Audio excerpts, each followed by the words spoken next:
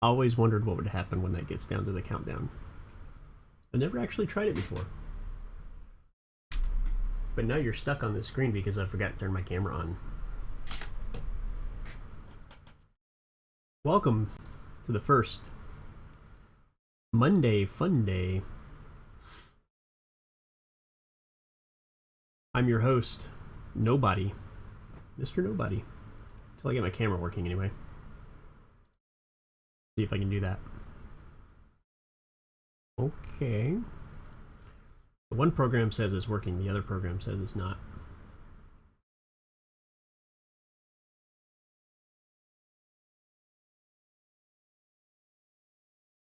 Maybe that's because I had the wrong thing up. Welcome. Alright. Gonna be having some fun today. Probably working on some Blender. I'm probably going to record the third part of my OWL tutorial. My expansion on the OWL tutorial. It's not my OWL tutorial. But we're going to be doing that and maybe working on some donuts a little bit. And just having a little bit of fun. What is over here? What is... weird. Yeah, so thanks for joining me. I've actually got like tea brewing and stuff like that, so we're going to be kind of back and forth, on and off, until we get this figured out. So,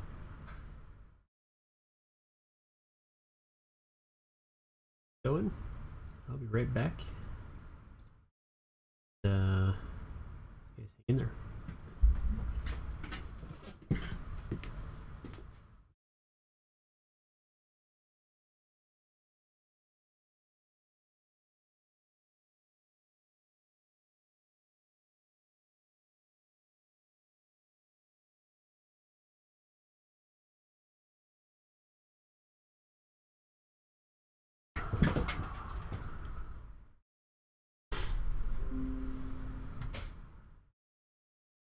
Alright.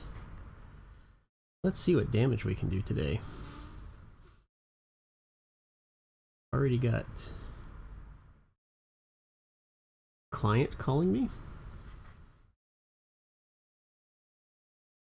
Wondering when we're going to talk today. So that's always fun. I get to ignore all my other clients today. Or at least this morning. We're going to be going for about 3 hours or so. And then I get to work the rest of the afternoon. So, what are we going to do today? By the way, today is kind of, if you've got suggestions on what you'd like to see, fire away. But I think for now, at least for right now, we're going to go ahead and do this OWL tutorial. So I'm going to go ahead and open that up. Here's Mr. OWL. Second time was definitely better than the first time. And I think the third part is on texturing, which is probably going to take a while because that's the part that I'm least familiar with. Let's see here. Let me pull that up. There's my donut. I think the best way to get there is if you go to blender.org and go to tutorials. And then click on that, it actually brings up the playlist, and the playlist is where we want to be. Hello everyone. Hello. Welcome to this additional little video series on how to use Blender. At this point, you might have watched the Blender 20. Oz. Okay. Gonna be number 3 here.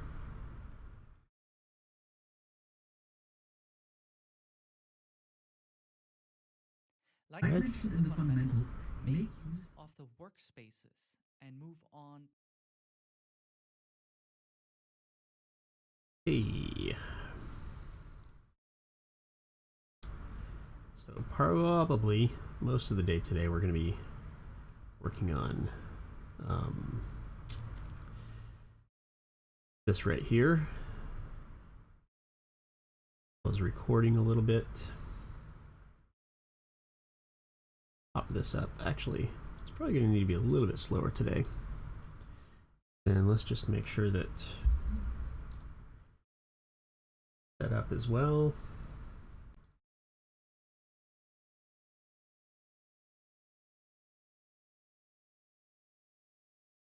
Oh well.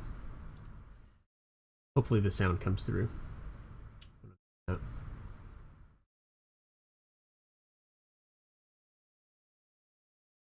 How's everyone doing this morning? Oh. Coding is overloaded.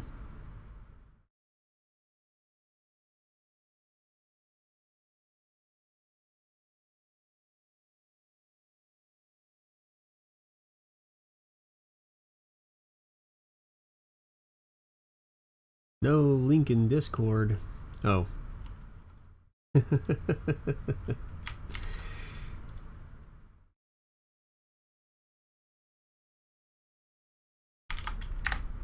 Boom.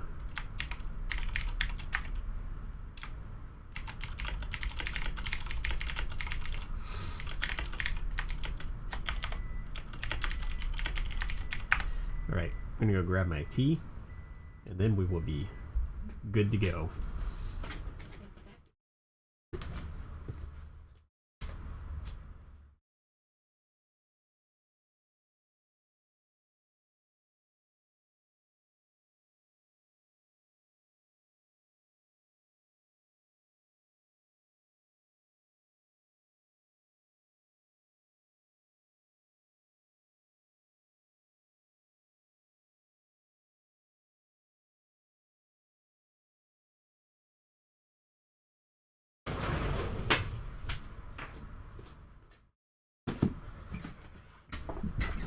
Oh, tea. It's a wonderful thing. Oh, hey, look. I left the face screen up. Welcome to Learning How to Stream with Carl. Alright, here's my owl. Some hot tea. By the way, I think Jerry's watching. Jerry might recognize this. Brought it back to me from Chicago. Thank you. Is it actually in screen there? Yeah. It's a cool little mug. Chicago's 10 tallest skyscrapers. I don't even know if it's still accurate anymore. Alright. Let's just get this set up and we'll have a little fun.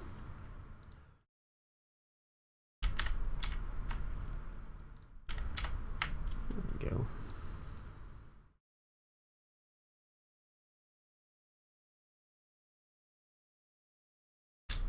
I might actually need my headphones for this.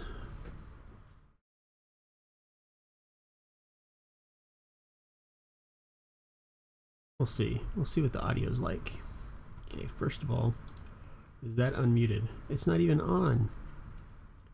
Why is it not on? Oh.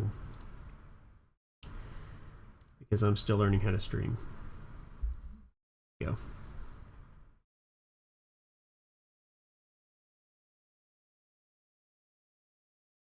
Alright, is audio coming through?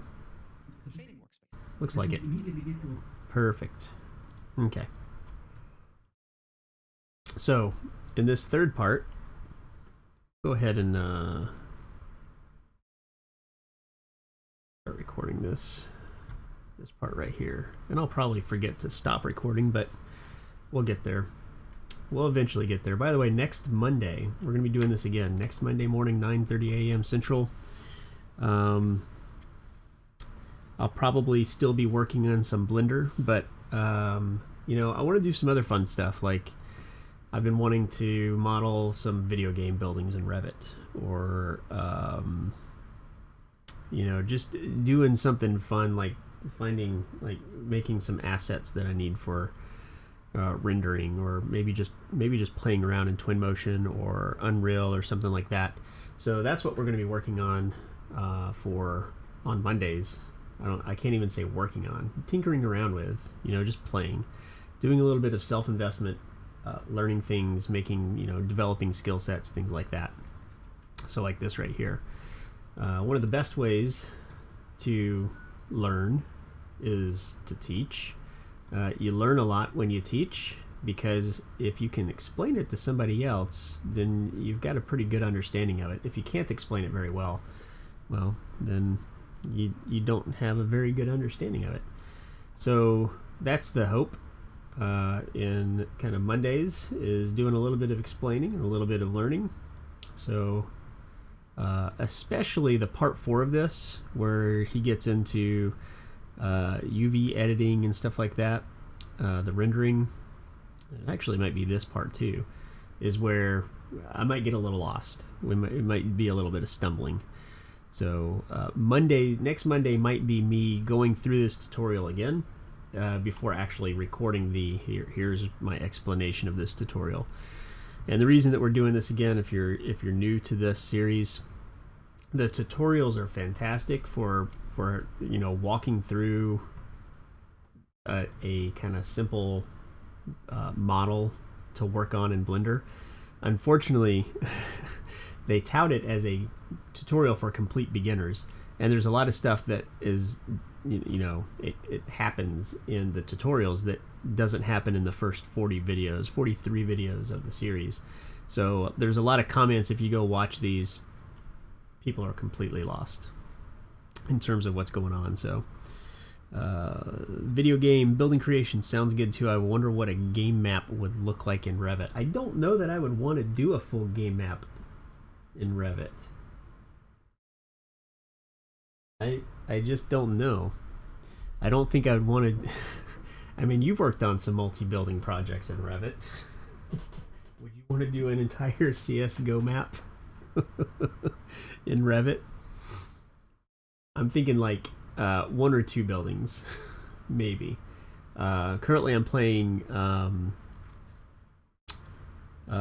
Pillars of Eternity, which has been a lot of fun, and there's some interesting, I wouldn't say really cool architecture, but some buildings that look like they'd be fun to model in some of the towns. One of the things that you get is like you get your own keep. You become lord of a keep, or you can if you want to. And I kind of stumbled into that mission, and I have a keep that's kind of being built. So I felt it'd be kind of fun to do some modeling of that stuff.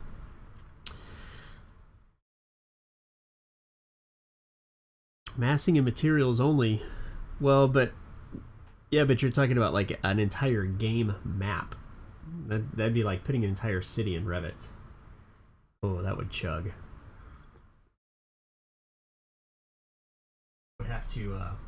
I'd have to start getting like a sponsor with Box or something like that if I wanted to start doing that.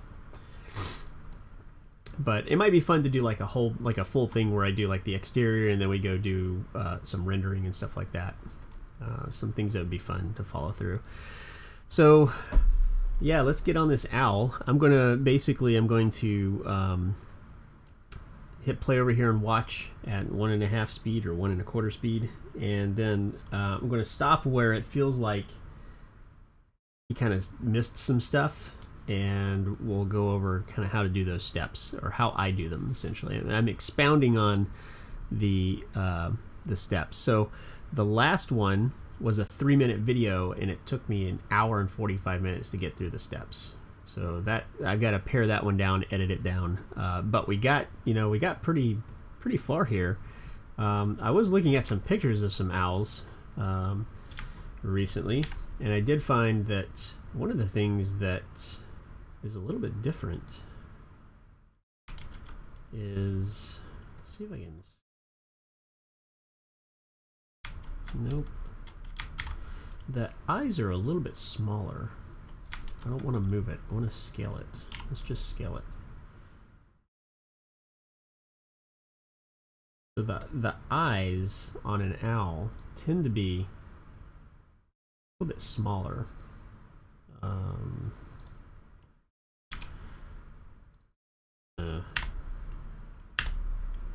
Just gonna take these guys right here and move that socket around. I bet there's a way in Blender to tie these faces, wow, to that sphere, so that if the sphere moves, I don't know what I'm selecting, but it's not what I think it is.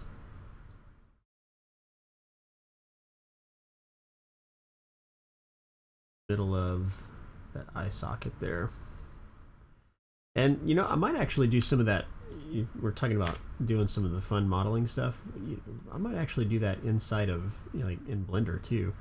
You know, part of the idea with Blender is starting to work towards being able to use Blender BIM. So I do need to get a little bit better with my Blender modeling. So all right, I think we're gonna go from there.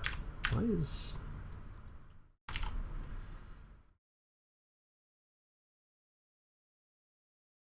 all right? Let's see where we're at.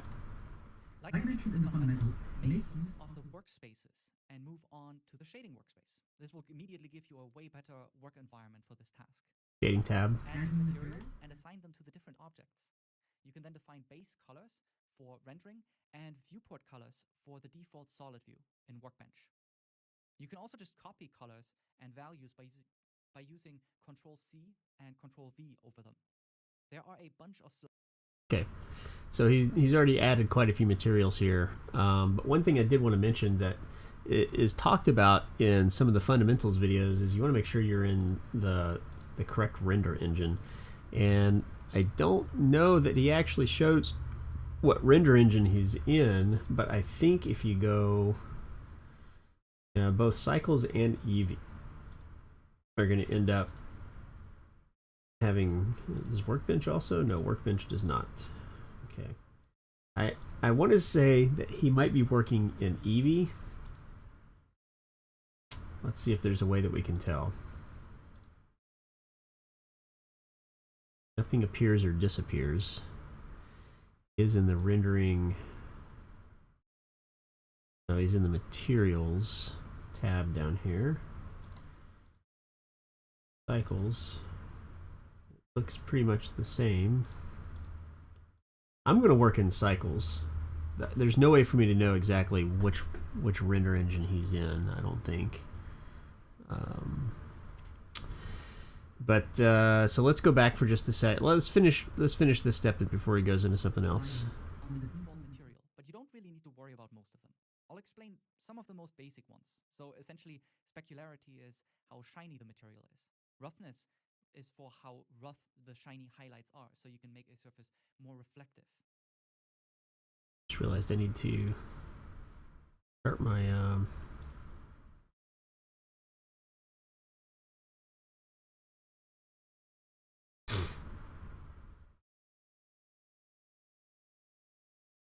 there we go. And update this title as well. Boom. All right. Metallic is to turn it into a darker metallic surface. With the basic materials added, it's time to get into preparing the UV maps. Okay. So he's come in and he's added using the shading editor. Well, actually, if we've got this down here, so he's selected this guy here, the cube, right? And you get these nodes down here, and we're in the shading workspace, by the way.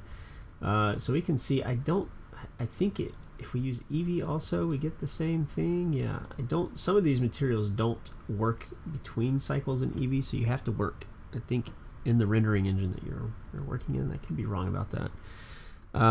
But you can see that he's just adding base color and kind of working on the materiality. And values by using Control-C and Control-V over them.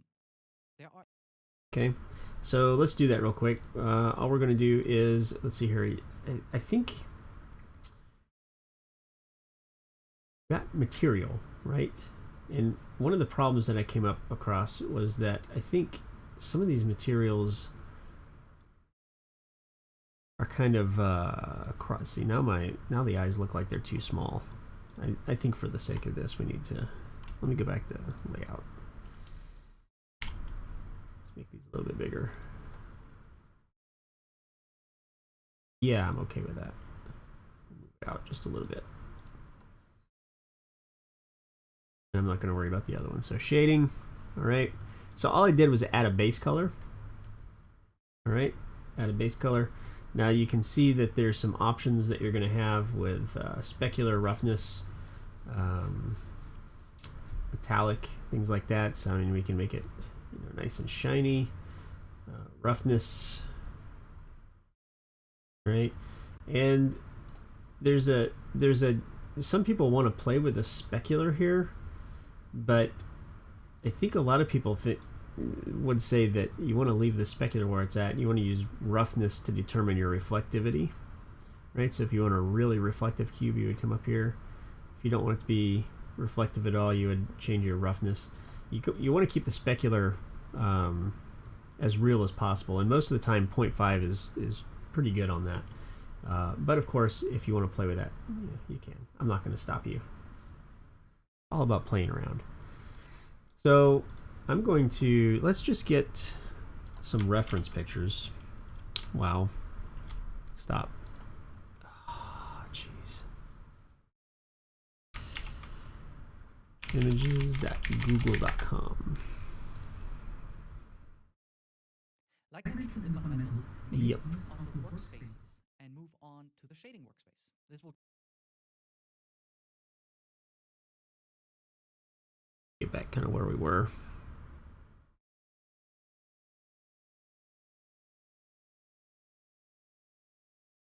and Control V over them.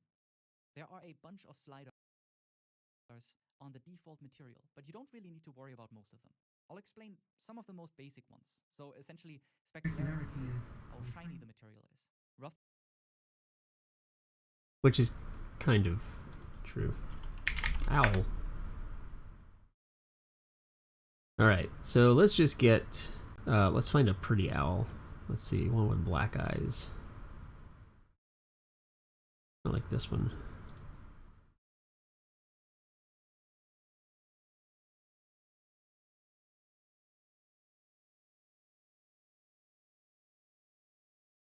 Don't really have an orange beak, do they? I like the coloring of this one. I think we're gonna go with this guy right here. That's a good picture. Open a new tab. Right. Well, it was a good picture. And I'm going to use a tool that I like to use called Color Pick.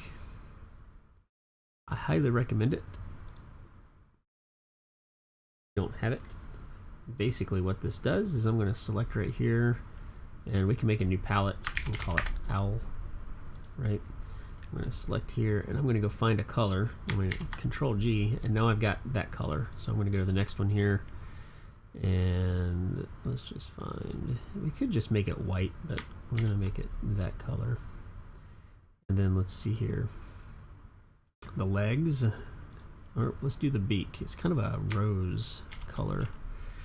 Legs, it's kind of a brown, right? And then the wings, I do think I want to do like a darker color for the wings. And that's one of the things he didn't really go over. Is this, it is just straight black, isn't it? It's really close. All right, so here's what I'm going to do. I'm going to take this color right here. Now he says that you can copy and paste colors. I cannot figure out how to do that. So maybe we do that real quick. Blender, paste color values.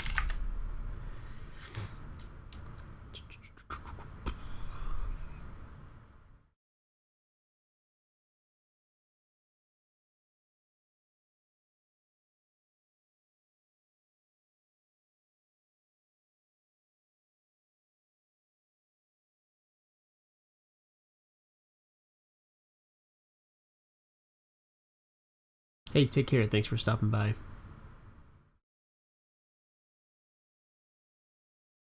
don't want to paste materials. I want to paste colors. And it's something that he does here. He talks about it anyway. and Control V over them. There are a bunch of colors and values by using Control C and Control V over them. There are a Alright, so he says, so one of the things to mention is that when you're in preview, it doesn't show the rendering color. So what he's saying is you can hover over this, hit Control C, and then if I go to preview,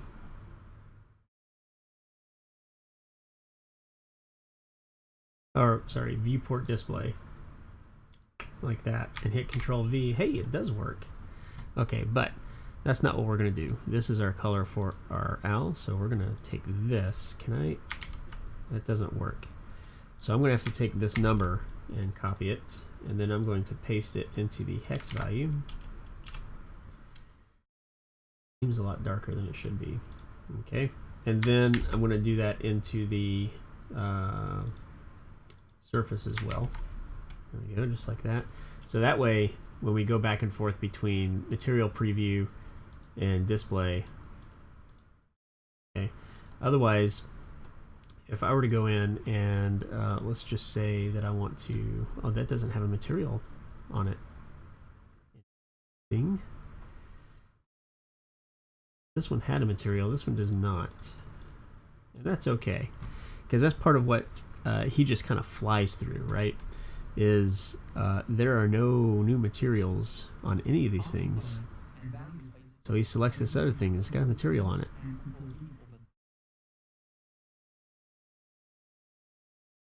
Ah, because I didn't double click it. Oh wait. Nope, that's not accurate. So we're not getting materials here. We need to add a material. Alright, so let's just go ahead and do that real quick. We're gonna add new material. And actually what I'm gonna do here is I'm gonna rename this material to body. And we're gonna rename this material to face. Alright, and we're just gonna grab this color right here. Base color is going to be update. I don't know that it did. Yeah, it did. Okay. Alright, and then we're going to Control C from here.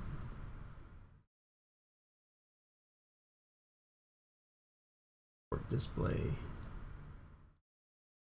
here. Oh, one more. There we go. Alright, and let's go to eyeballs.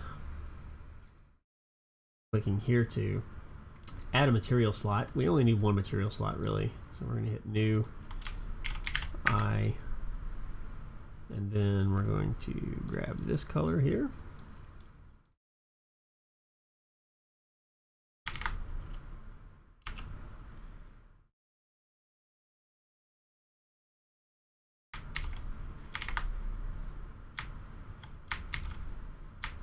And all I'm doing is hovering over it. I'm not clicking anything to get that. And then the beak. I wonder if I can just hit new. Yeah, if I just hit new, it does actually create a new material slot. So that's kind of nice. Material. And I believe the beak was this guy right here. Copy that.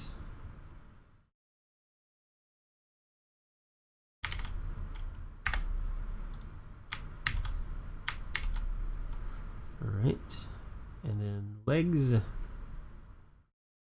here. I wonder if I can select all of these.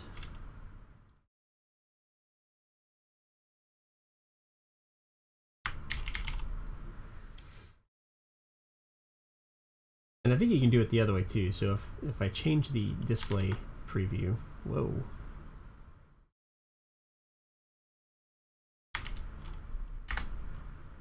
Right, see it doesn't update here, but as soon as I change, but it is updated in the preview. Oh, there we go. Nope, that's not it. Oh yeah, it is. Well, no, it's not. Oh, well that's interesting.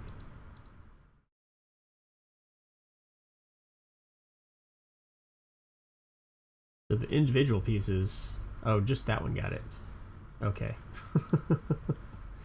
All right.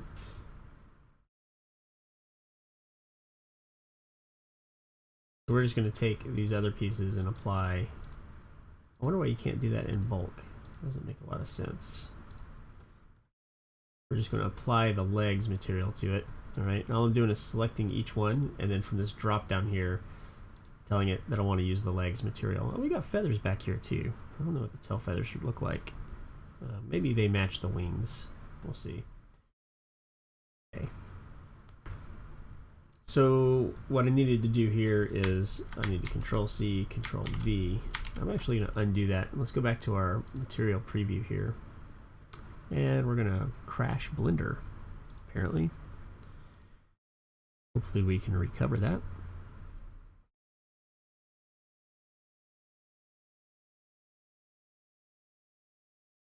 At Ottoman Empire Time House and Mosque have birdhouse. Maybe on Revit you need to model a house for this guy. Maybe. We'll see. Let's see if it'll let me recover my work. Last session. Nope. An autosave maybe. Today 9:36. Nope. Okay. So we get to do all that again. Hi, welcome to the third part of the OWL tutorial. We're going to be working on rendering and texturing today. Not rendering, just texturing. Okay. So I do actually need to go ahead and save this as part 3. Just having some fun today. Osman. Ooh, did I get it? Maybe. So if you want to see anything today, we'll try to make it happen. But first, we're doing this this OWL tutorial, and then the second plan is to do the donut tutorial. So we'll see what happens.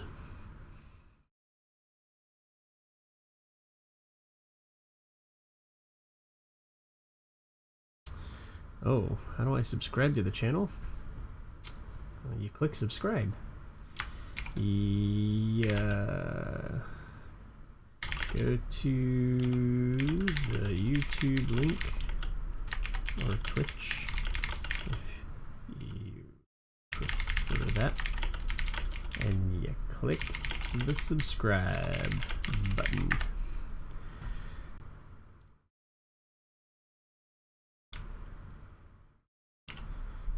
YouTube.com.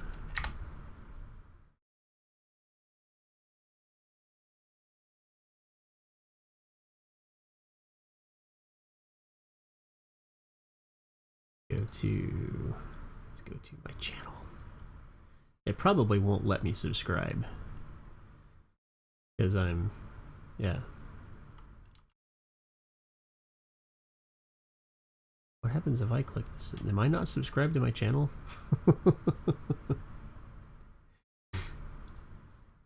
Make sure I'm... Yeah. That's pretty sad. I'm not subscribed to my channel.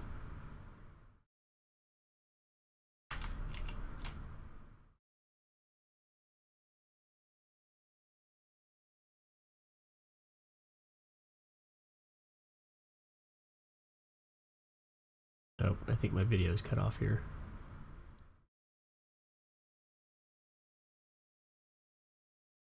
Oh, you may not subscribe to yourself. Oh well. We tried.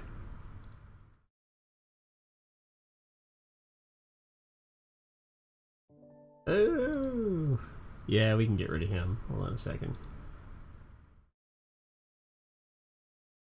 Delete that message. Delete.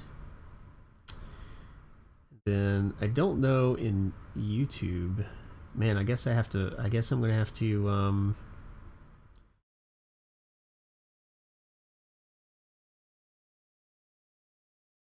moderate that in YouTube also. Let's see here.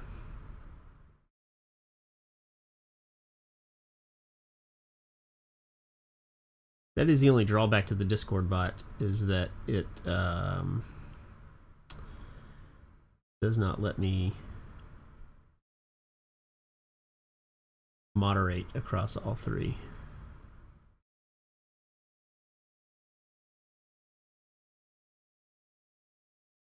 Chat. There is chat.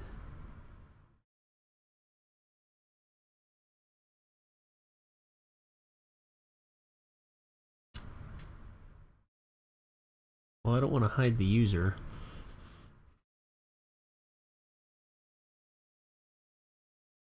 Can't. I don't want to report the user because that's my bot. I just want to delete that message. Oh well.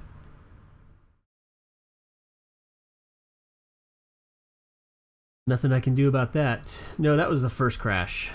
not a second crash. Okay, so where were we? We were in shading. All right.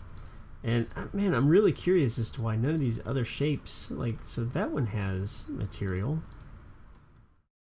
But none of these other shapes have materials by default. It's really weird. Anyway, I wonder if I can...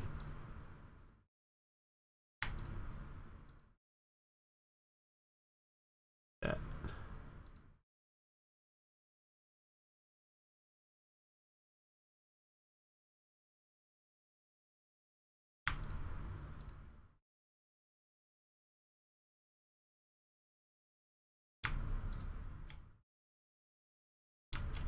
Bird butt. Oh, I didn't mirror the sphere either.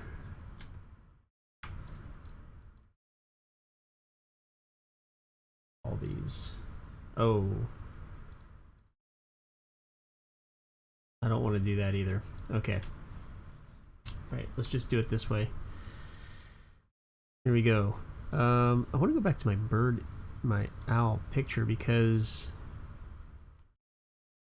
I think this brown is too dark for what I want.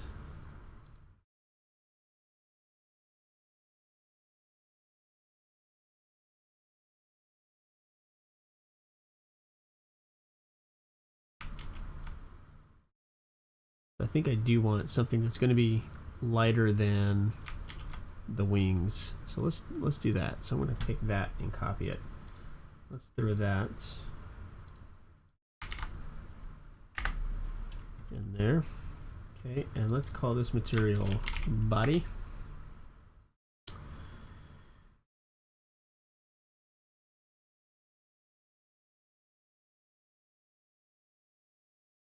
Yeah, I know. I don't want to block my Discord bot.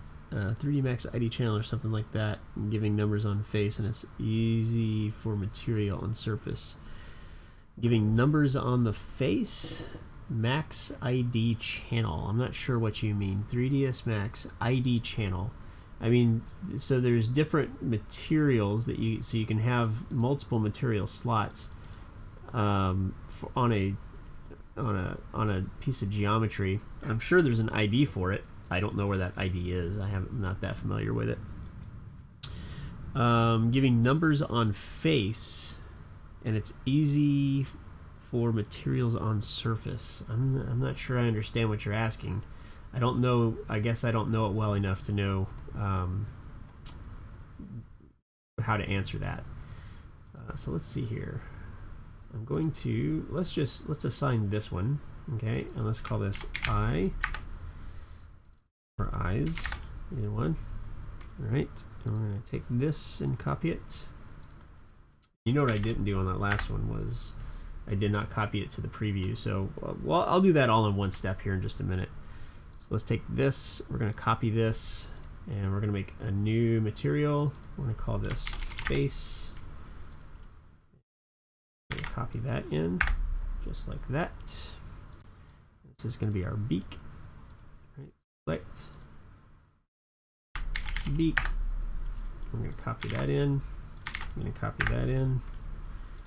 All right, and then our legs. Let's copy that. And we're going to make a new one called legs, and we're going to copy that in. Come on, mouse, what you doing? Every now and again my mouse disappears. And then all we're going to do is we're going to take these, and I don't think it will let me apply legs to all of them at once. Nope, I got to do it individually, which is, I have a feeling there's a way to not have to do it this way. You can kind of see that the beaks and the talons are all kind of the same color there. I do need to take this guy right here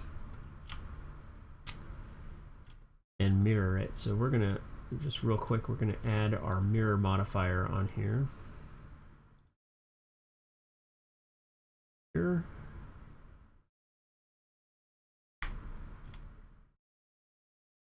Oh, I need to mirror it about the body. Just like that. There we go. Alright, so I'll go back to the material tab. We'll make it legs as well. There we go. And then let's see, the feathers. I think the feathers and the wings. What we're going to do is we're going to get rid of that material slot, and we're going to make a new material called feathers or wings. Call it wings. Tail feathers are kind of wings, right? And then we're going to grab this material and paste it in there. All right, and then we're going to take these guys and do the same thing. That gets wings, wings, and then you can see that these have the body material. Let's actually just make that wings as well.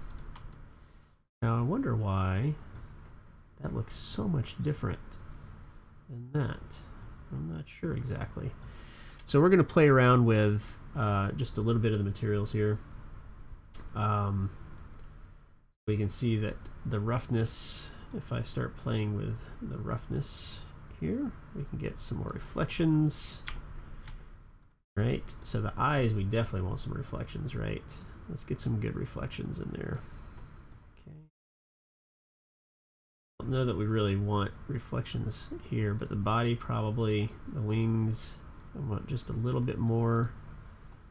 And this got updated with that. The beak, let's make the beak a little bit shiny. Right. That's the way I want it. I think for now, yes. So one of the things that we were talking about is that in the preview display here, you can see we don't have any colors. So the way to fix that is if we go to the viewport display here, and I'm just going to bring this up here so we can see them both at the same time. If I hover over this base color, hit Control C, and then hover over under viewport display color and hit Control V, we can see we can just copy those colors right across. So I'm just going to do that for all of these so that we can see everything. You'll notice that, the sheen and the reflectiveness don't really come across, but that's because we're not previewing the material itself. We're looking at just a flat shaded mode here. Okay, just continuing to copy paste, and I think that is everything. I think we're good there. Some of the things that we'll do when we start doing some of the texturing is maybe we'll come in and color around its eyes, and maybe color like around here and the shadow around the nose, and we'll texture the wings and the body and stuff like that. So we'll get all that stuff figured out when we start doing the painting and whatnot. So material ID channel command name, you can give numbers for different surfaces. After that, on material there are multiple materials. You can match with numbers. Yeah, so we can add materials here. So we can have material channels that we can have for each geometry, right? So I think that's the same function, and I'm sure that there's an ID for each of the materials. I don't know where that is right now. All right, so we're kind of back on track here. Let's get Color Picker out of the way, and let's see where we're at next for our materials. There are a bunch of sliders on the default material, but you don't really need to worry about most of them. I'll explain some of the most basic ones. So essentially, specularity is how shiny the material is. Roughness is for how rough the shiny highlights are, so you can make a surface more reflective. Metallic is to turn it into a darker metallic surface. With the basic materials added, it's time to get into preparing the UV maps. But first, switch the viewport color to texture, and it will use textures if there are any available in the material. Okay. So he's in shading, and he says you want to change this to texture. Oh, okay. We haven't done that yet, so he's setting up for the next part here. Create a grid or color grid texture in the material. All right, we're gonna watch through this, and then we're gonna go back and summarize. As long as the texture node is highlighted as active and plugged in, it should work for both material preview and just textured workbench view. copy the texture node to the other materials to see it on all of them. Now you should probably see that the UV maps could use some work. Okay, so we're getting this set up to start working on UVs, which I thought was in the next one, so we might be boned on this video. So let's see here. Grid. No. What was it he added? I thought he said a color grid. Add color. Texture. Maybe it was a checker texture. Let's go back and take a look. Let's slide this over and see if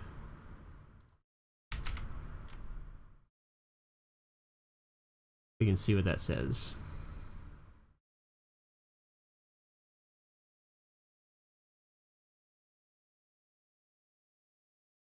It says grid. I know I did this before. It just appears. Grid texture in the material. And it will use textures if there are any available in the material. Texture, image texture. Create a grid or color grid texture in the material to see 2048 grid, color grid, UV grid. Turn alpha off. Okay. Texture, image texture. There we go. We're gonna drop that right there, and then UV grid. I'm just gonna call this grid. Call it 2048. Turn off alpha. Hit OK. So you can see the reason that we turn textures on. So if we do material, you can see there's a material, but if we turn texture on, then it brings any textures in. Now, I don't know why my UVs look so much different than his, and you'll see what I mean in a second. So I'm just going to go through and drop all of these in here. Whoa. Be sure you're in the material node when you hit Control V, otherwise it drops it in here. I don't know what all that's from. It's from like a different thing altogether. I don't know. Okay, so here's my UV grid. It should work for both material preview and just textured workbench view. Copy the texture node to the other materials on all of them. Now you should probably see that the UV maps could use some work. Okay, so mine aren't too bad.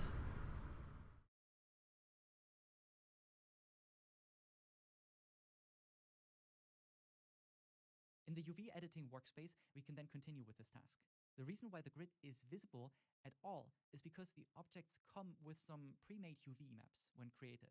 But due to all the modeling I think that's the other thing he did. He changed it to flat to do that. So we're going to go to UV editing. There we go. And we're going to bring this back over here so we can see more Blender than anything else. Let's zoom out here.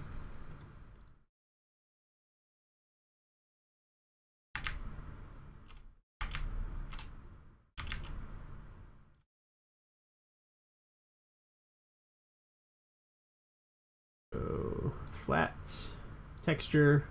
There we go. the UVs will be stretched and some parts might be missing UVs. To fix that, we can... Alright, so this is where I got lost in the last one here. So I'm going to come in here and we're going to select all. And see, mine looked nothing like what his did. Like, what's going on here? I don't know. So this is where we get to figure some stuff out. So he's using edge. He selected all. He's got that.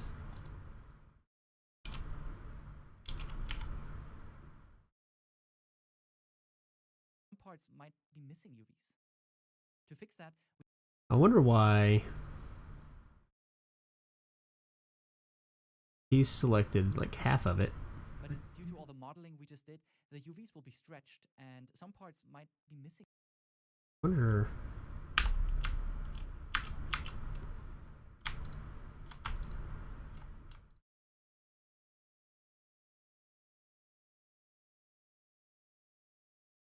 What does he do?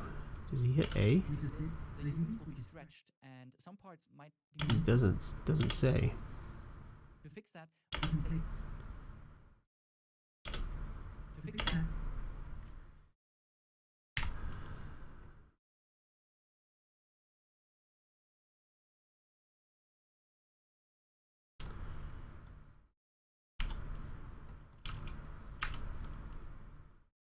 Could it be? So we're trying to solve some mysteries here. There's no way you can't really see what he does here. But man, why? Even if I were to come in and like just do that right there, it still selects the other half. I'm wondering if.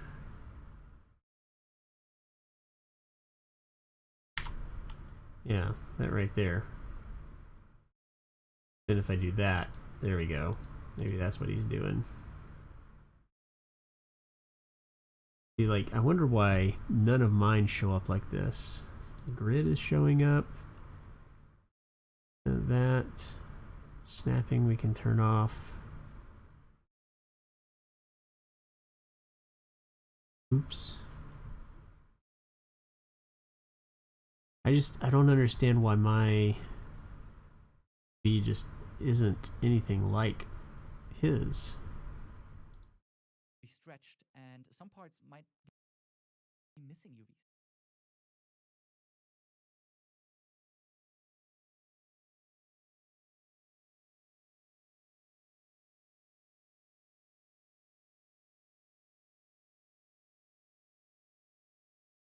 Where does he click? The UVs will be stretched, and some parts might be missing UVs. This. There's no way that this UV right here is what's showing up here. Just doesn't make any sense. All right, we'll keep going. To fix that, we can place seams and unwrap each. To fix that, we can. All right. I made a baby Yoda. That cute. Does this make sense to anybody? I mean,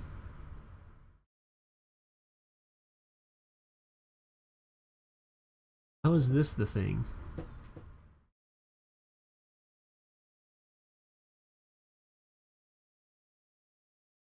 Let's see if anyone has some intel down here.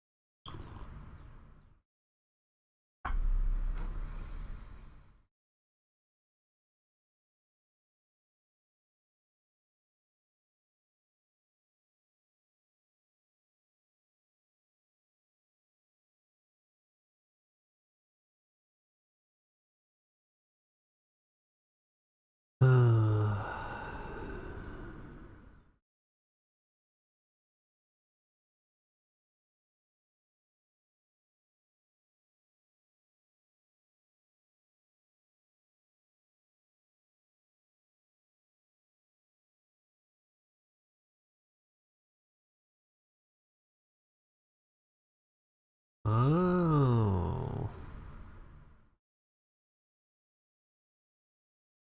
Is that what happened?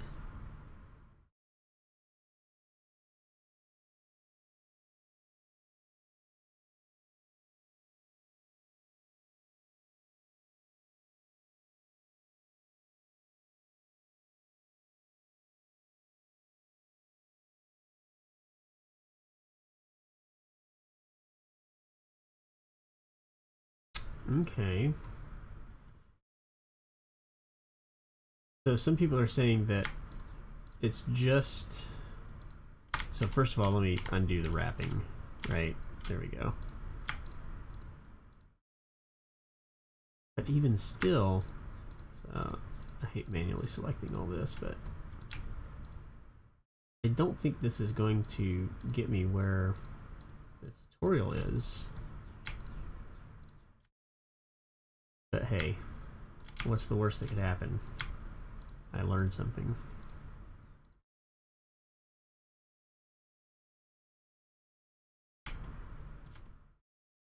Okay.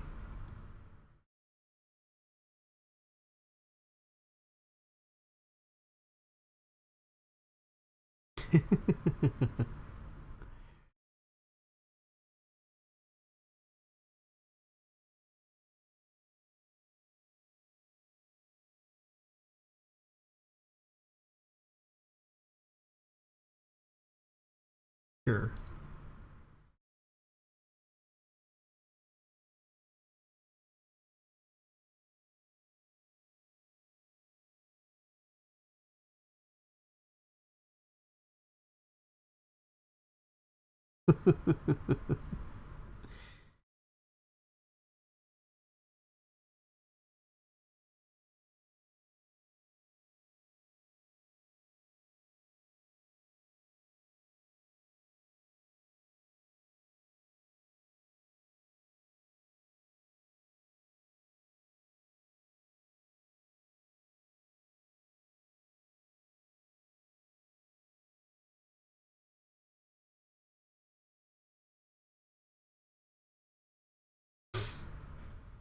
Wrong view side. What do you mean?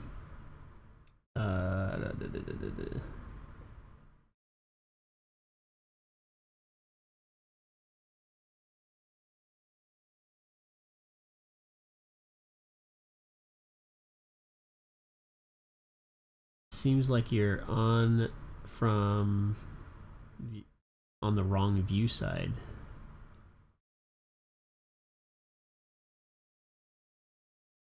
Not sure what you mean. It's like I reached the bottom of the comment section. Let's see here. So, yeah, I don't... Like, now I have a giant hole here, too. What's up with that? Right, oh, well, I haven't selected everything.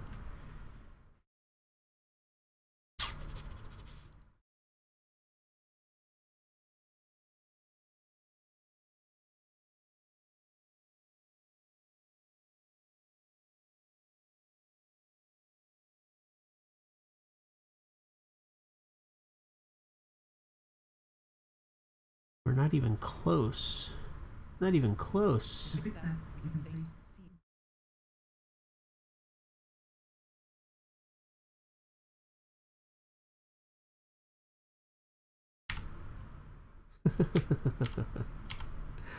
Oh boy.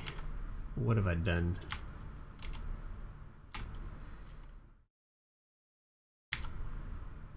Oh, I didn't unwrap the rest of it here, so I wonder if I can I not select that? What if I just unwrap this? No. So what people are saying is that he's essentially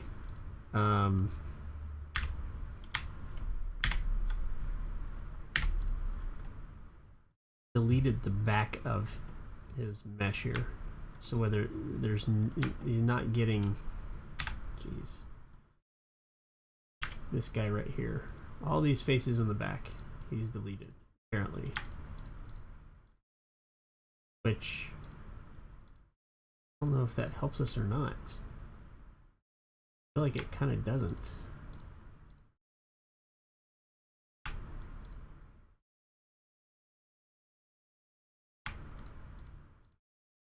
Hey, try it. Let's dissolve faces. No, let's.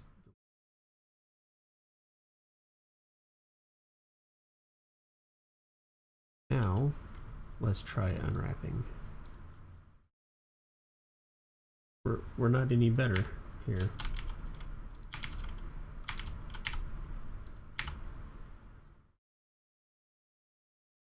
Like we've only done half a face still.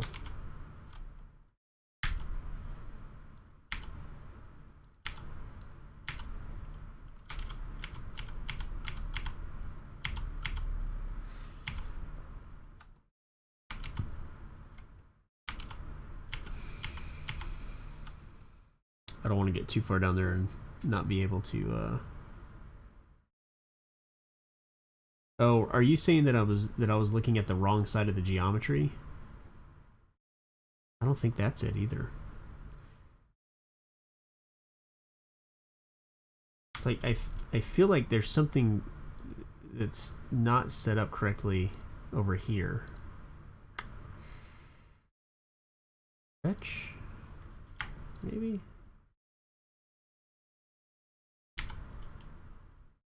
Nope, that's not it.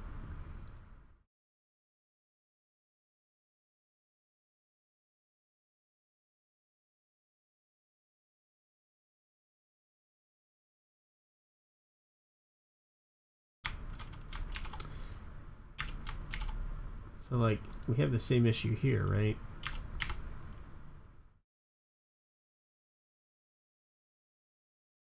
Just not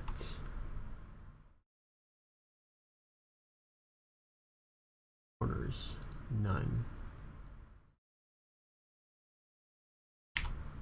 That wasn't it.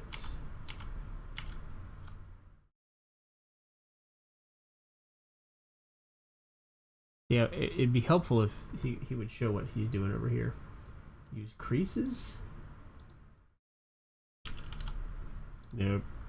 Nope. This one. This guy right here.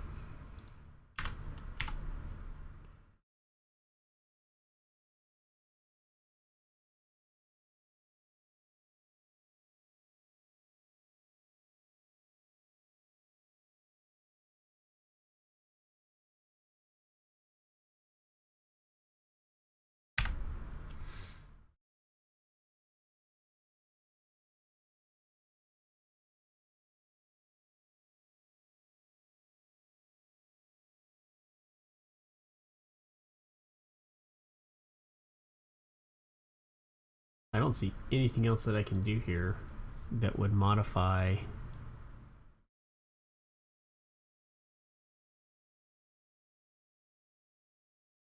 Yeah, I can't even unwrap this one.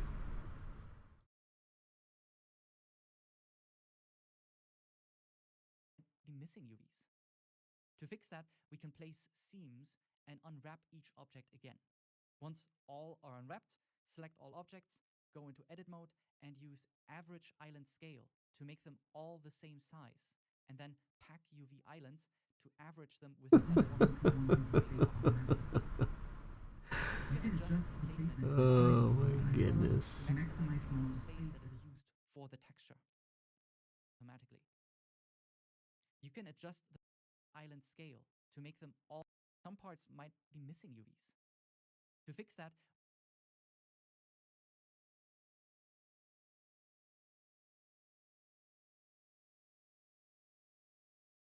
Let's go back to here. And let's see if we can get some internet help here. All right, let's cloud source this. So we're gonna go here, here. I think part of this might be the way he's selecting this, right? So he goes into object mode. Let's slow this down. Maybe this is part of it. So let's slow this down.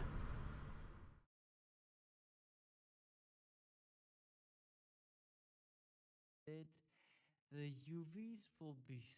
Okay, he's in object. He's in edit mode. We're in edit mode, and then he does something. He clicks it, and it's selected. Ooh, he didn't go to edit mode. Yeah, he did. He went to edit mode. Edit mode. Okay. The UVs will. And then it's just suddenly selected. Oh my god. I mean, he could have hit A,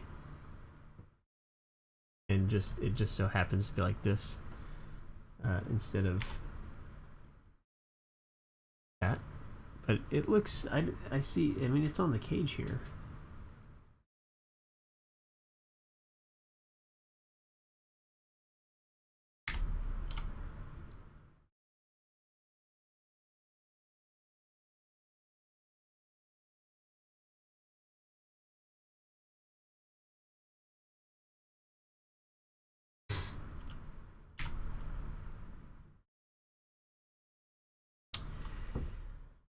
Oh, man.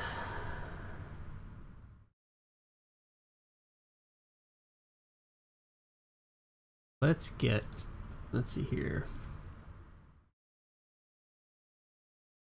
Is it helpful to, hello, how are you doing? Thanks for stopping around, stupid AI, GG. And welcome back. It's been a while. I'm doing well, thank you. We're doing our Monday fun day, so we're trying to have fun, but we're really just being frustrated by tutorials is what we're doing. Is it helpful to learn Blender for engineering and BIM? I don't know, we're going to find out. I'm learning Blender because there is a product called Blender BIM that I would like to try and see if it is a good alternative for designing and documenting. So we're trying to learn some of the Blender basics. I'm going through the Blender fundamentals tutorial, and right now what I'm doing is trying to figure out the tutorial.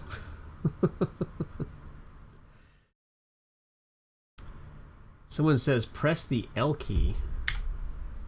Okay, I pressed L. I don't know what that does. So let's go to edit, preferences, strokes, search, L.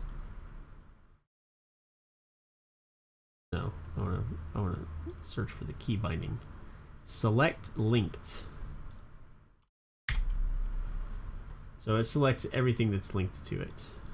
All right. So I have a feeling that some of these people might be correct in that. All the modeling we just did, the UV Go to edit. See, he doesn't select anything first though. That's the issue, right? So unless he does it super fast. So he goes into edit mode. The UVs will And then it's just selected. So like he doesn't select anything first. all the modeling we just did, the UVs will be stretched. The only thing I can think of is like he did it super fast, right? Except over here it shows a face is selected. Well, I guess that face is selected right there. That's a little weird.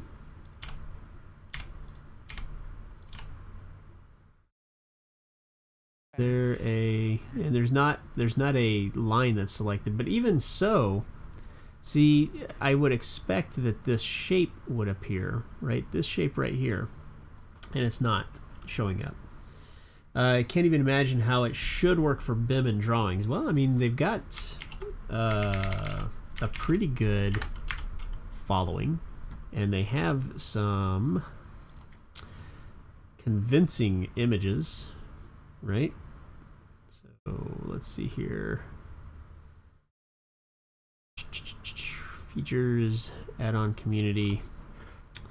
Example of construction documents. So here's some construction documents that were produced in Blender, right?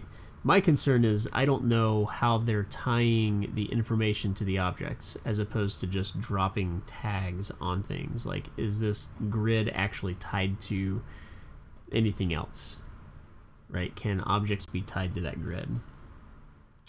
I don't know. How can you convert this owl house to drawing? I don't know. Maybe we'll do that. If I figure this out, I'll use Blender BIM to turn it into some documents. That's a good thought. Maybe we'll do that. That'll be fun. Try BB. What does BB do? BB gives me crosshairs. I don't know what BB does. Let's see. Edit. Preferences. Key map. BB. BB doesn't do anything. BB is box select.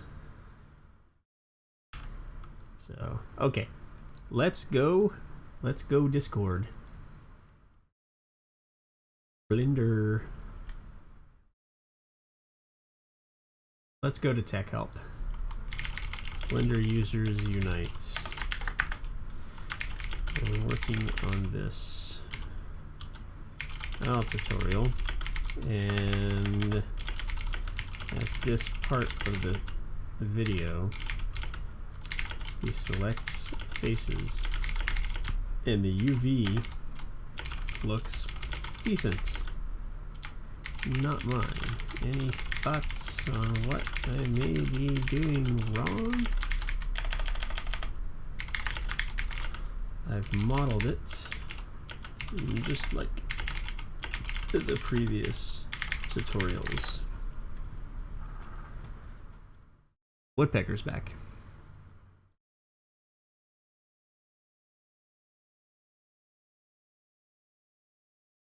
Copy.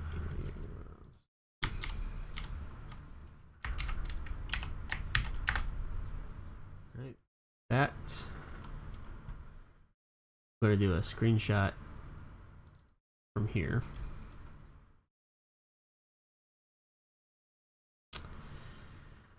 I don't know why. Why your model taking all of them? Taking all of what?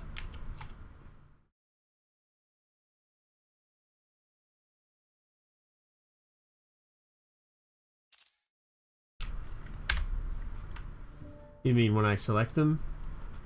Is UV...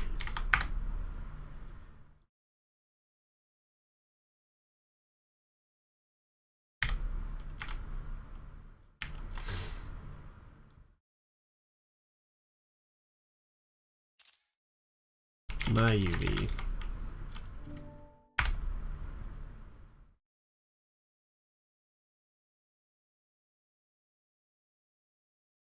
Okie dokie.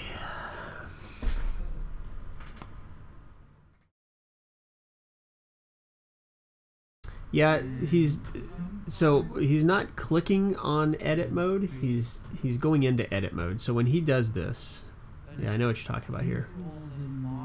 So he hits Control Tab, which brings up that pie menu. Okay, that's this guy right here. So come on, Blender. Maybe we should save also before we crash. All right, so he's hitting Control Tab. He's in object mode. He hits Control Tab, and that brings up this pie mode, and you can select, or you can select which mode you're in. It's a pie menu. So he hits edit mode, and then I think you're right. I think he's hitting L, which does do that. But for some reason, my whole thing selects not half of it, and I don't understand why. And even if it was just half, so even if I go in and select only half, it's down here. It's not anything like what his is showing. So yeah, you see that it's like, I mean, it's like that. I don't know what's up with that. And if I hit A, so it's almost like it's not showing the shape of the I don't want to do pack islands. Minimize stretch, show still hidden, and I feel like it has something to do with a mode that I'm in.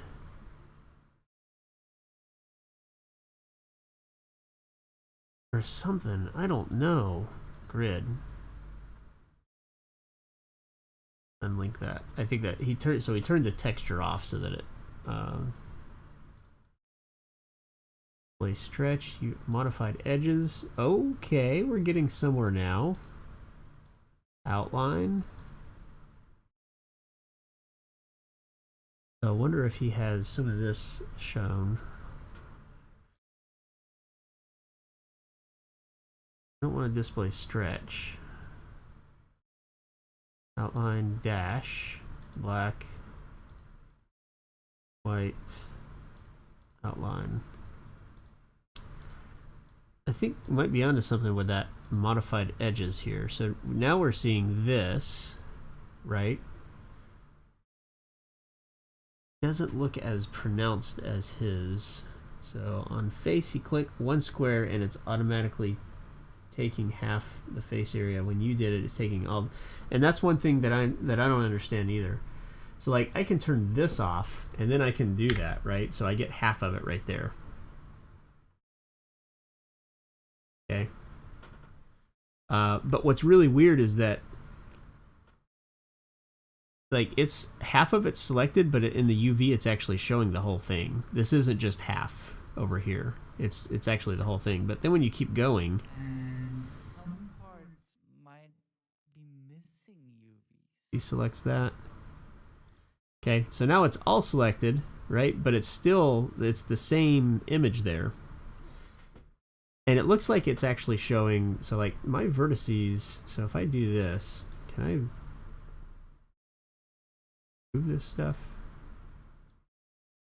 Right, so I can actually manipulate, that's the UV that I'm manipulating there.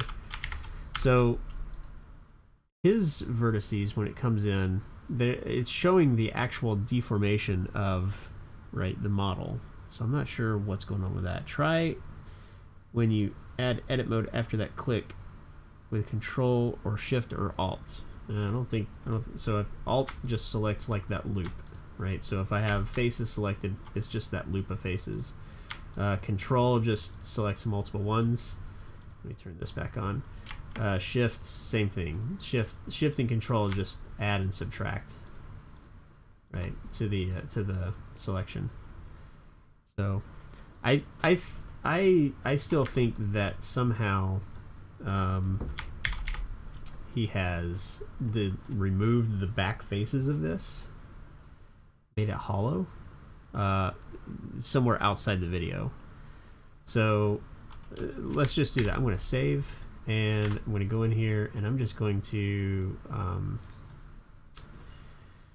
wonder what happens if I just do this, right? I think that's all he did. I think that might just be what he did right there. And then just delete faces. Okay, so now if I come here and select all, we're a little bit closer. Mine is upside down for some reason. Right? But we kind of have that 1, 2, and then we're instead of showing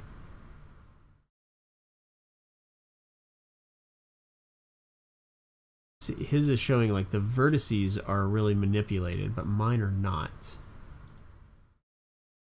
I think it has something to do with the like a mode that I'm in, or something like that. Image.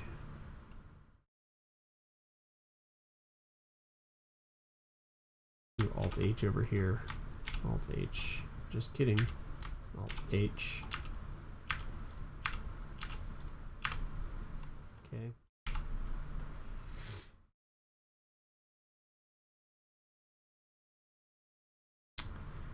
Select box.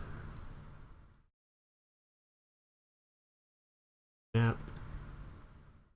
Nothing else over here. Fill view. Annotations. Grid shape. Cursor. Pixel coordination. Image. Yeah, there's nothing over here. Oh yeah. Rip. Annotate. We don't want to annotate.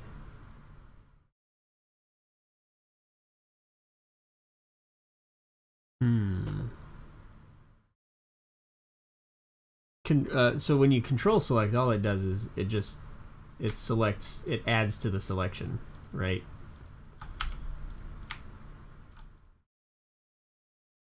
And then you're saying scale? No, scaling's not scale. So what I'm trying to figure out right now is why. See, my vertices are nice and square. His vertices are actually shaped along the face there, and you know what I'm wondering? Holy cow! Is this what he did? Did he do this?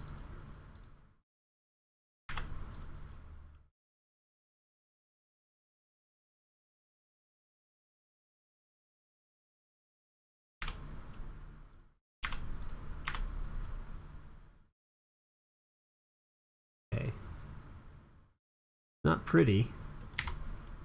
I think he applied the subdivision.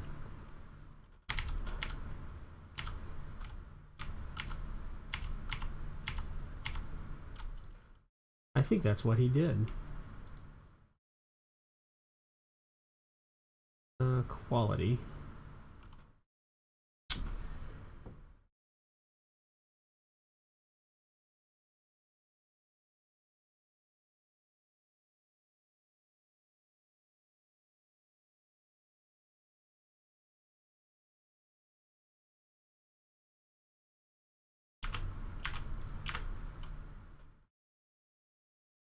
I think that that's what that guy did.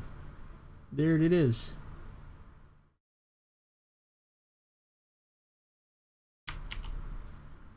No, that's not quite it. So what you're saying is this guy up here. So let me undo some stuff here.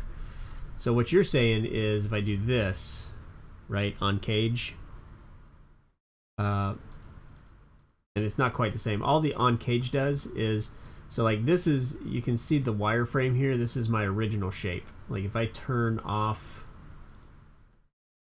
the subdivision, this is what I have right here. If I turn on cage on, then you can see that it selects that face on the cage as opposed to that face on the polygon shape, which is that face right there. I think what's actually happened here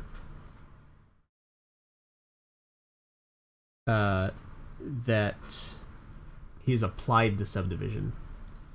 So if I go to this, I don't want to do simple.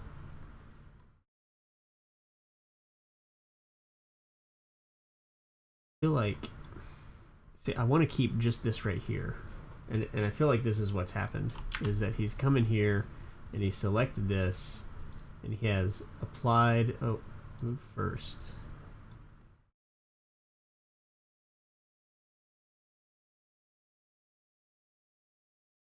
I want to see, let's just do flat material. Yikes. Got a little crease going on right there. Subdivision first.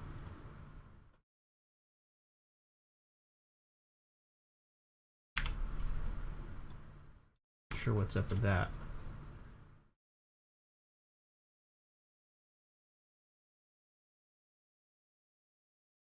C. Okay.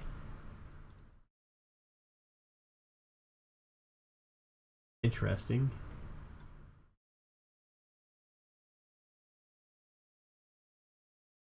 Bring this.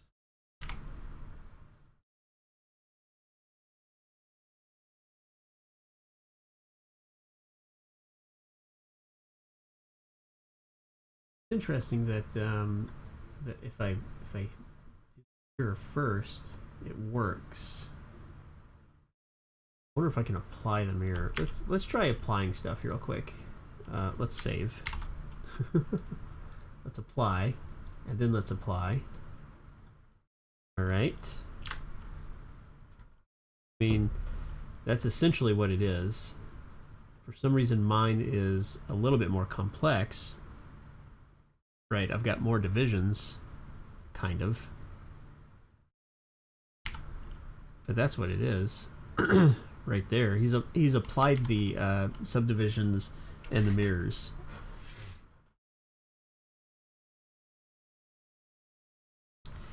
Is it that he has applied the modifiers before unwrapping the UV? Let's try that without alt text.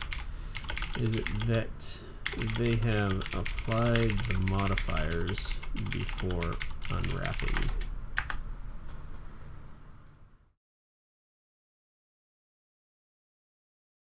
I can see what people are doing. We're an architect question.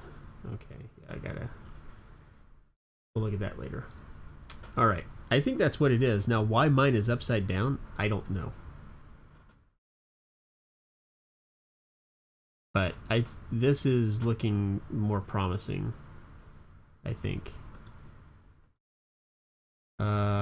Let's undo.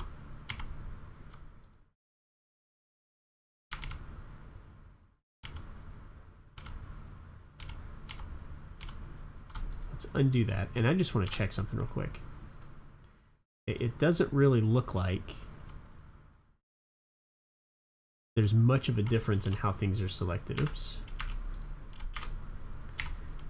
Between when things are applied and not applied. I do wish that I could figure out a way to keep. Oh, I wonder if just doing that. What if I do that? Quality. Let's find out. Don't really like. I think it needs to be at least one here. Let's just try it at 0. Let's see what happens. Apply. No, that was not it. That was not the answer. All right, so level of detail. All right, let's apply. Still have like multiple layers here, so I think maybe it's just a fundamental difference in how I modeled it and how he's modeled it. But I think this is the answer right here.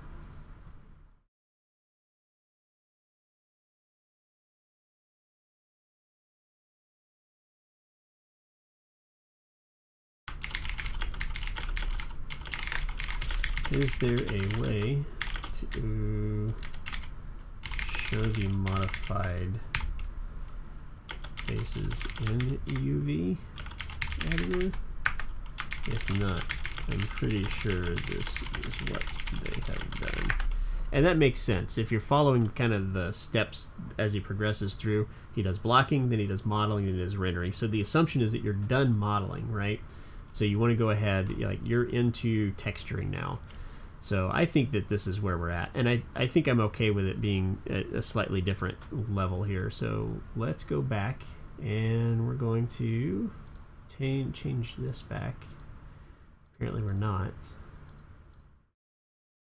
Here, flat, texture, turn X-ray off. Okay, we're good with that. I think now that we understand that, let's move on and see what the rest of this is. To fix that, we can place.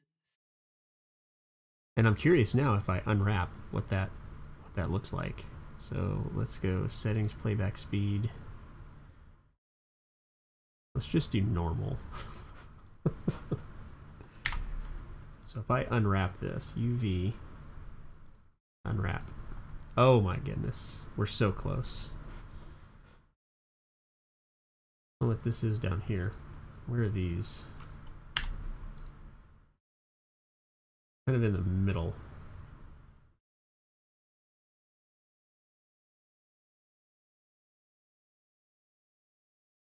This is scaled a lot better. Can I just delete these?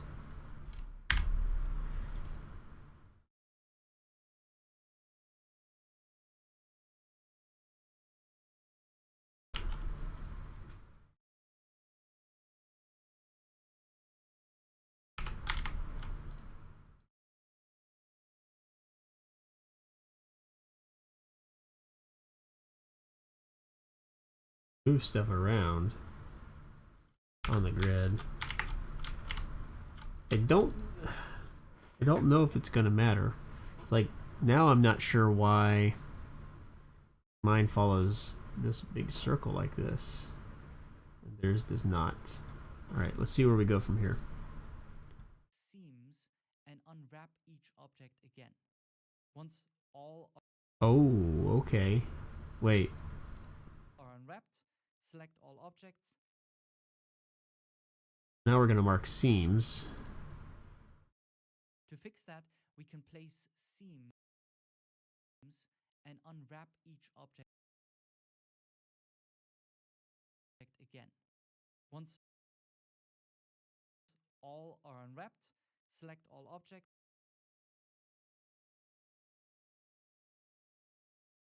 So, okay.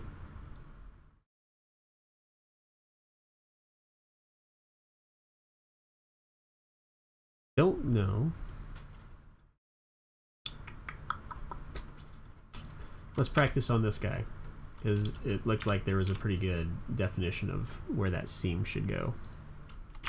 All right, so first things first, we need to apply that mirror. That's okay. And then let's apply that mirror. Right, and then let's go into edit mode. Oh, you know what? And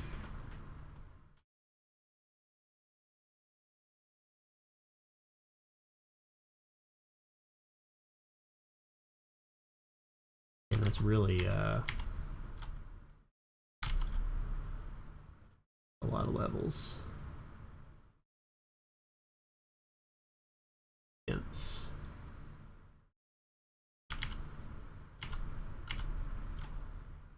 Think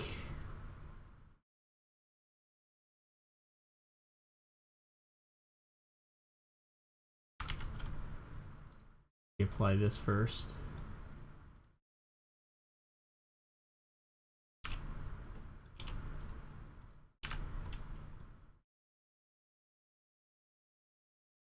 It's just so dense.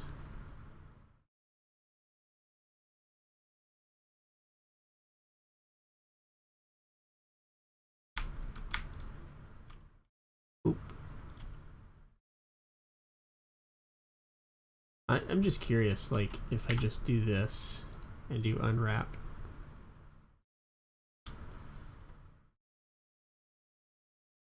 It did not like that. For crying out loud. Alright, let's do... It was about right there, I think.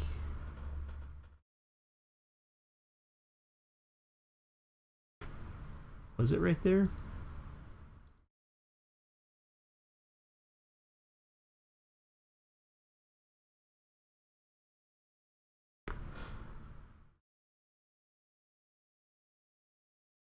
Okay, mark seam. And then let's try unwrap again. Oh, you know what? It's it has two of them on top of each other. I need to separate these objects, maybe? Or maybe I do it before... Let's do it before we apply. I can't do it before we apply. Let's try this one without applying the the modifiers. Let's just see what happens here. Nope. We're gonna do that. We're gonna select that guy. Oh, for crying out loud. That guy right there. Going to mark seam. We're going to try unwrapping. I mean, that worked a lot better than the face, didn't it?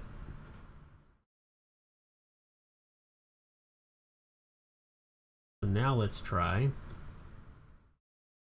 Except mine aren't connected like his are. Again, they're inverted. I don't know what the deal is. Okay, so let's do this. Let's apply. Let's do that again. Let's apply and then apply. Got that. So now the seam is on both of them, and I mean, we're looking better, right? Okay. I'm still not quite happy with the way this one unwrapped. But you know what I didn't do? I did not mark the seam on this. Maybe that. I don't think that's... It does go all the way around. Let's do mark seam, and we'll do an unwrap, another unwrap on that. That did not help me any at all.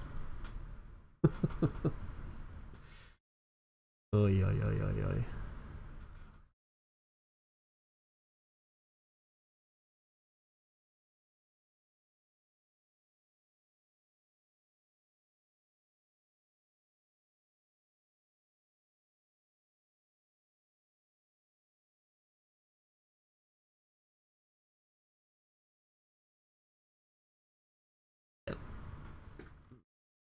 like it deleted again.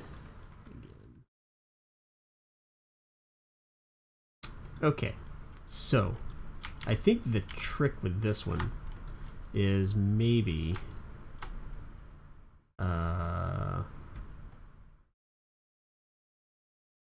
wonder where that really goes.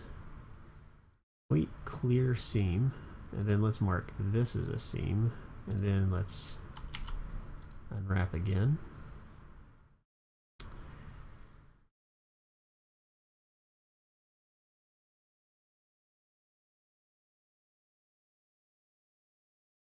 What is all this right here? Where is all of this happening?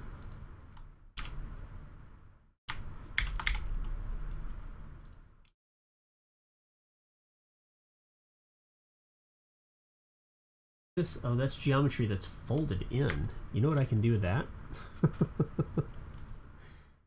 Let's just get rid of that.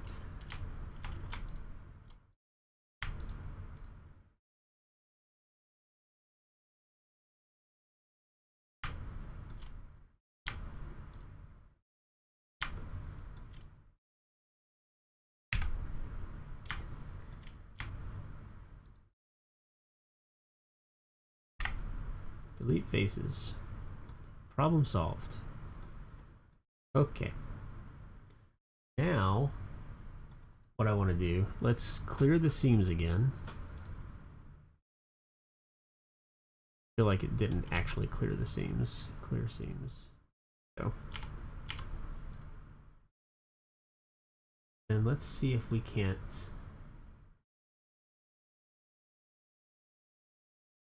Nope, not that. The right one. It's hard to tell because there's two of them like right next to each other. Kind of feel like I did though. Yeah, that guy right there. Let's mark that as a seam. Then let's try unwrapping. Non-uniform scale. Unwrap will operate on a non-scale. That didn't work.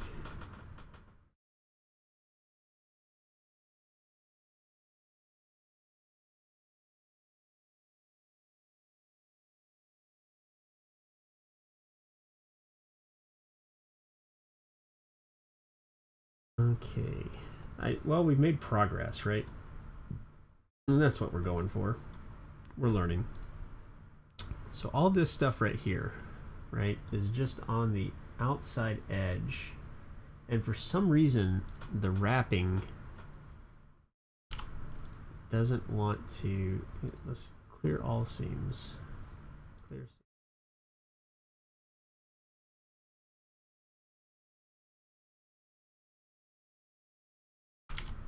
I don't want to do that.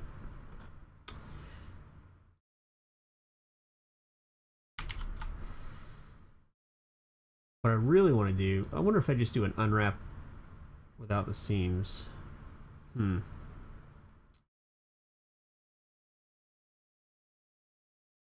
to be happy with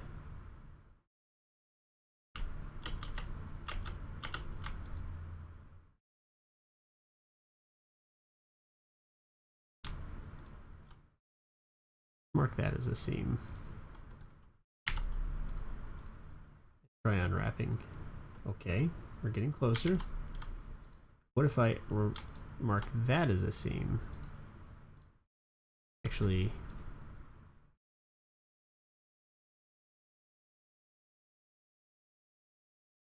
let's clear seams. Then maybe we try this. Mark a seam. Unwrap.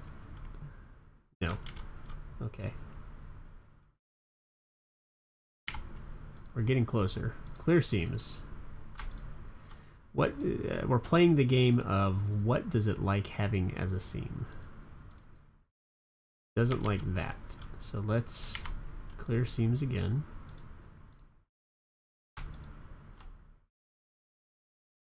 Mark seam. And I mean, this isn't going to do anything for us. Hey! Or will it? We have learned something. Okay.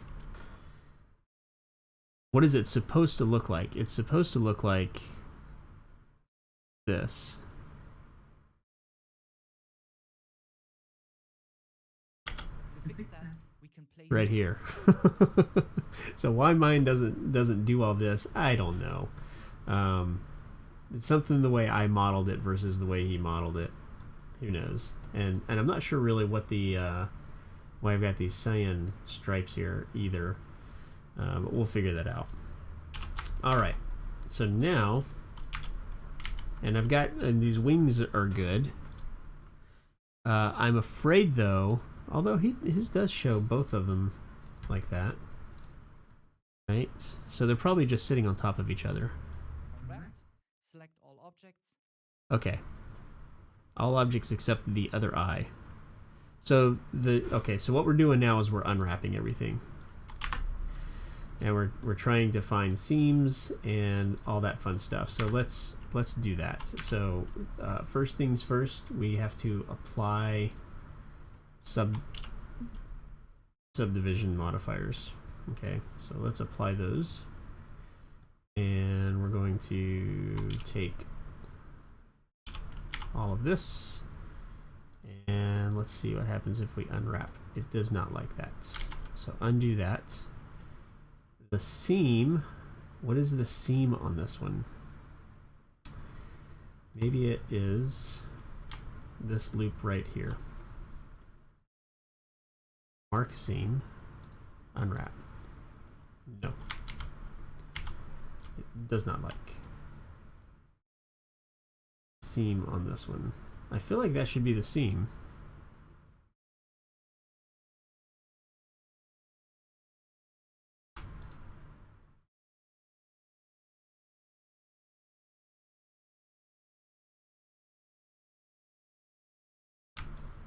Let's see what happens if we just do this.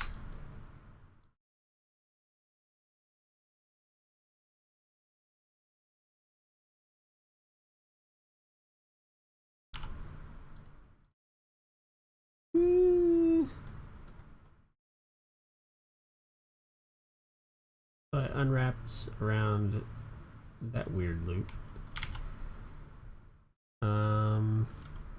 Let's clear the seams and try again. From islands? No, let's not do that. I think let's try maybe this guy right here. That seems like a weird one. Here's what I'm going to have to do.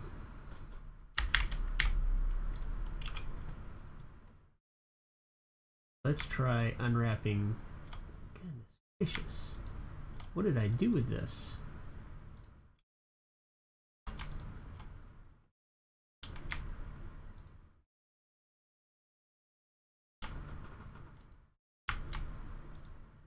There we go. Let's try unwrapping right around here. And part of the reason it didn't unwrap maybe is because it didn't go all the way around. If I mark this as a seam, and then I go and unwrap. Okay, we're getting a little bit closer. I think actually, if we go clear seams, let's try this again. No, it did go all the way around. Huh. Just to make sure that I'm not imagining things. Actually, that's okay. I'm good with that. These lines appear when you select sharp edges.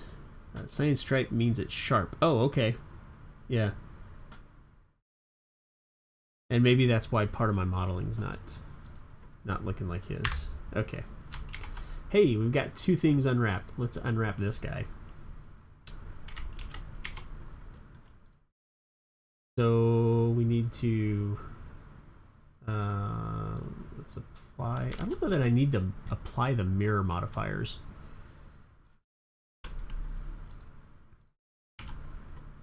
Okay, we are going to do the same thing here where I delete the back faces.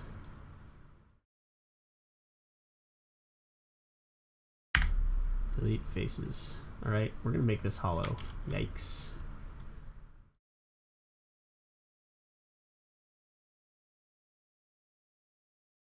I can get this.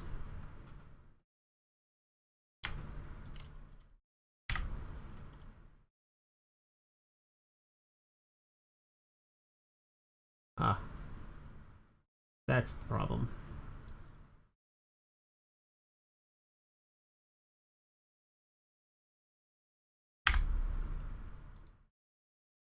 There we go. All right. We don't have to worry about all that other stuff. And let's just make sure that, you know, we're not. Jeez. Oh, does that? No, it does not. Okay. Okay. So we do have the issue of that right there. So what we actually want to do before I delete things, we want to come in and let's just try this right here. We're in face selection mode. We're going to select all these faces right here, all right, and all of these faces. And we're just going to make sure we've got everything that's visible. So we've got X-ray is not on.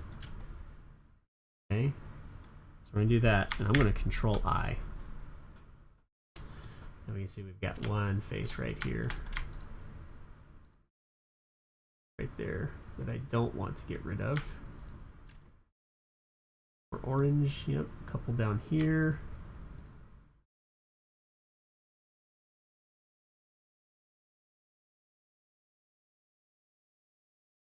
Blender has the same issue as Revit, where the UI likes to get in the way of selecting things. All right. I'm going to delete those faces. Boom. Just like that. So now,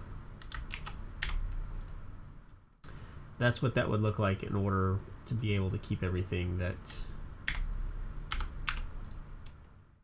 feel like these probably shouldn't be there, but I don't know. Maybe that's what our geometry's like. It's kind of weird. That's okay. Let's see what happens. So we're going to do this. And my seam... Do I even have a seam on this one? I think that this is actually okay. I'm gonna let this unwrap like that. I feel like that's okay. All right, we're done with the eyeballs. What else do we need? We need to unwrap the cube.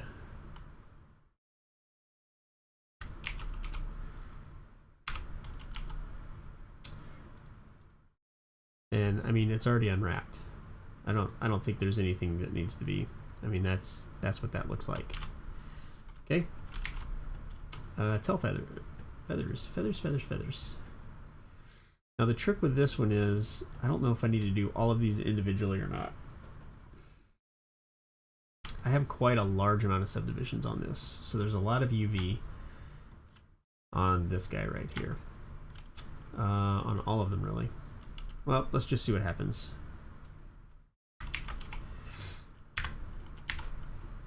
Oh yeah.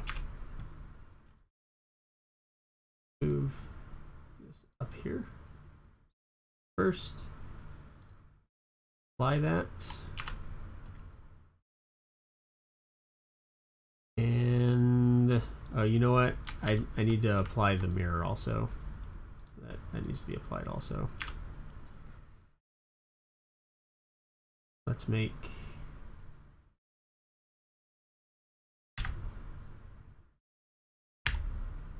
this seam right here. Just kidding. There we go. Should we make that a seam? Right down the middle. B, mark seam, all, unwrap. Okay, that feels really good. Feels really good.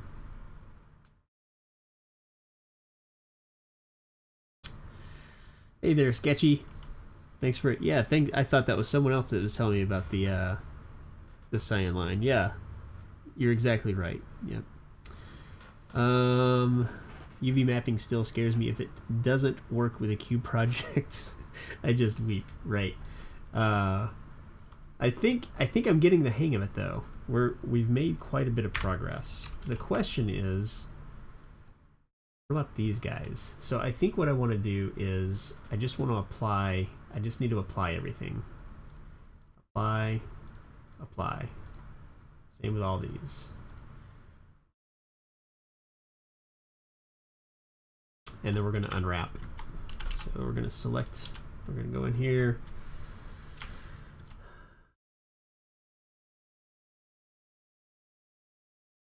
Did I get it?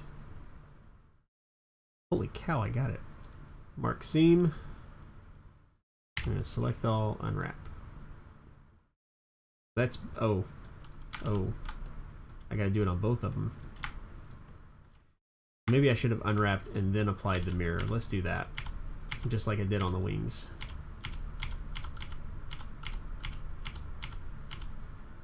Okay, so let's do...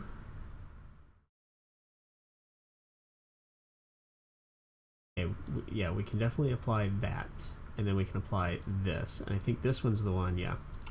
So let's go back in, select that. Which one did I edit? Oh, because it's on the other side. Come on now. Work with me.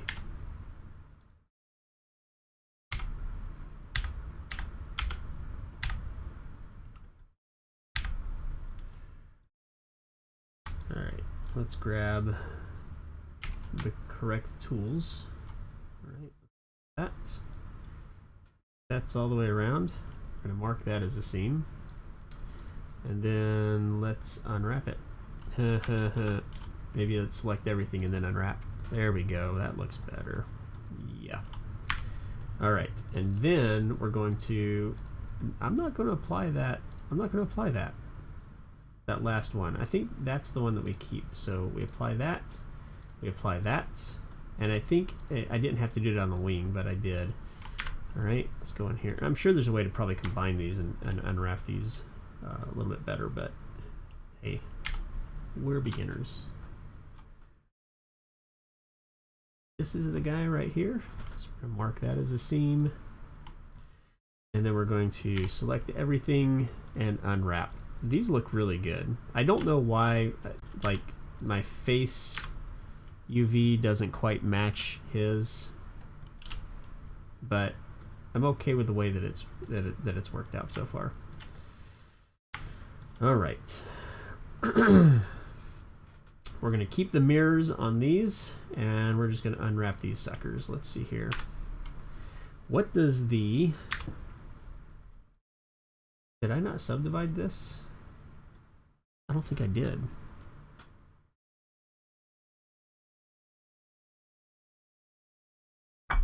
My hot tea's turned into room temperature tea. What would the seam be like on this? I mean, it's just a cube. So if I go in here, I mean, is that unwrapped? I think it is. There's nothing special about that one. It's just a cube. This one, on the other hand, well, it's just a cube too. But I think the key though is that I need the UVs to match where the faces are. Well, they kind of do.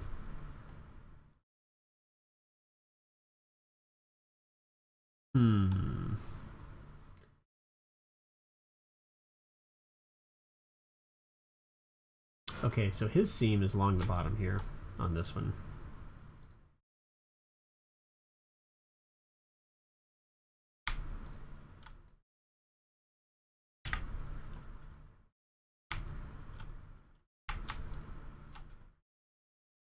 There, that right there,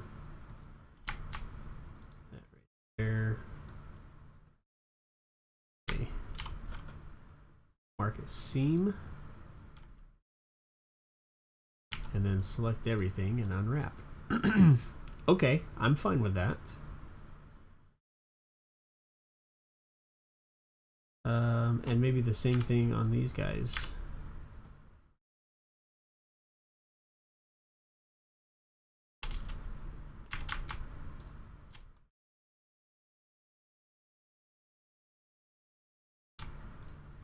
Ah. Got me. Mark as a seam on this one.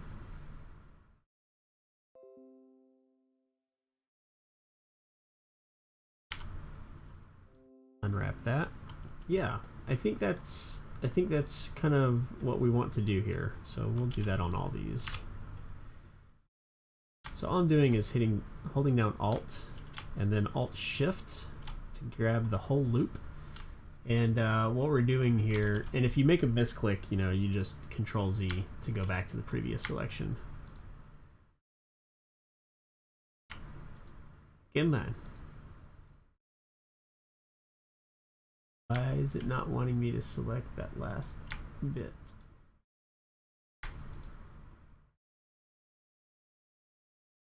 I'm missing here. Oh, it's already selected.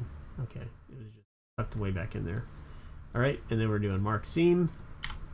Hit A to select everything. Hit A to select everything. Unwrap. Okay, and so we've got the texture of the top of the talon and then the bottom. And I think that that's working out pretty well, actually. All right, hold down Alt to click a line, and I am in edge select mode. There we go. Shift, just Shift. You can, I guess you can do Shift Alt on that if you want. B, mark seam, A to select everything, unwrap. There we go. Okay, and we've got this unwrapped already. That looks good. This one, boy, I don't know that there's really a better way to unwrap this. Like, is there? Or even this? Is there really a better way to unwrap that? The only thing that I can think is maybe oh, let's just see what happens if I don't know that I want to. I don't want that to be the seam though. Really, what I want the seam to be is around kind of where the joint is, right? I think that's what I want.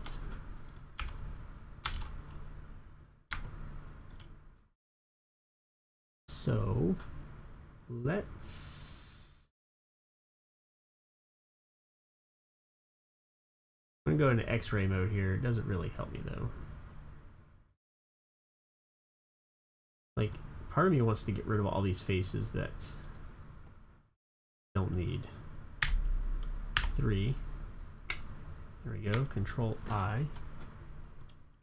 Got. Oh, yeah. I guess maybe I didn't select those, so we're just gonna hold down Control. Sorry. Hold down Shift, and we don't want to see any orange here. So basically, I'm just deselecting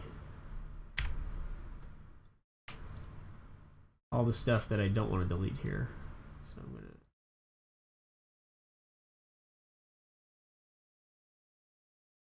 And if at any point it becomes difficult to rotate, remember to just, if you've got something selected, hit the period button on your numeric pad. Kind of fit into the screen. It might be Control F also. I don't know. I think there might be a keyboard shortcut for that. 3 fit. Focus, maybe? Focus. I'm not sure what it is. Okay. So we've got that, and we're just going to delete those faces. Okay. And then, this is going to be the tricky part. And then what I want to do, come out of here, we're going to hide everything else.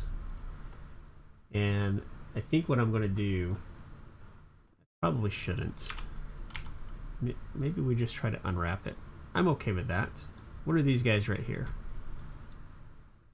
Those are right up on top there. So I could come in here and define the seam to come out here. I mean, that's probably what I technically should do. If I come in here and... am I in edge mode? Yeah. Whoa. I mean, I should probably come in here and do this. Nope.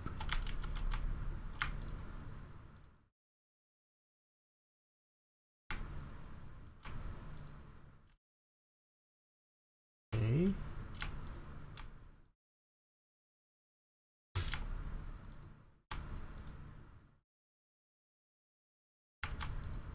I'm just hitting Alt Shift and clicking the edge here, and we're just seeing how far it gets us on. Whoop, got the wrong one on the selection here, and it's actually not doing too bad of a job,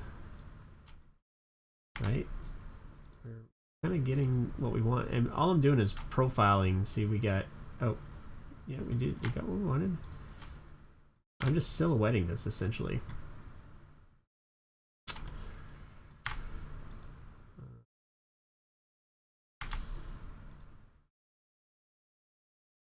Telling Blender where the seam of the texture. So, and it did this crazy thing right here, and I don't want that. So I'm just going to shift deselect these guys, and then I'm going to see if we can so I have a feeling that this is going to be an issue because it intersects. But let's see. If we do mark seam, and then we do a unwrap. Yeah, it still doesn't like these guys up here. That's okay. Let's I just want to see if I unhide everything. I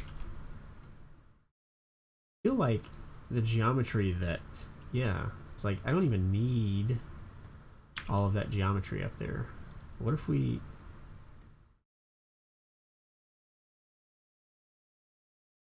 let's clear the seams. Need, get it? Because it's the knee. You know what? I'm just gonna let that ride the way that it was. We're just gonna do that right there. I'm not gonna. This is a tutorial. I'm not gonna get detailed into it. All right, X-ray tab. I think I'm happy with that. These guys right here, what I might do, what I just might do, and I think the geometry has mirrored across. Yeah, so we're good with that. So that way we're not texturing a bunch of geometry that's not showing up. So. You're probably still going to need to unwrap it. It'll have a distorted texture. I'm assuming you're talking about some of the stuff that I talked about not unwrapping. So yeah, I think I'm going to do that on this. What I'm going to try is, oh, it doesn't work down here. Either the top or bottom, it doesn't matter. I'm going to select that, and then I'm going to mark that as a seam.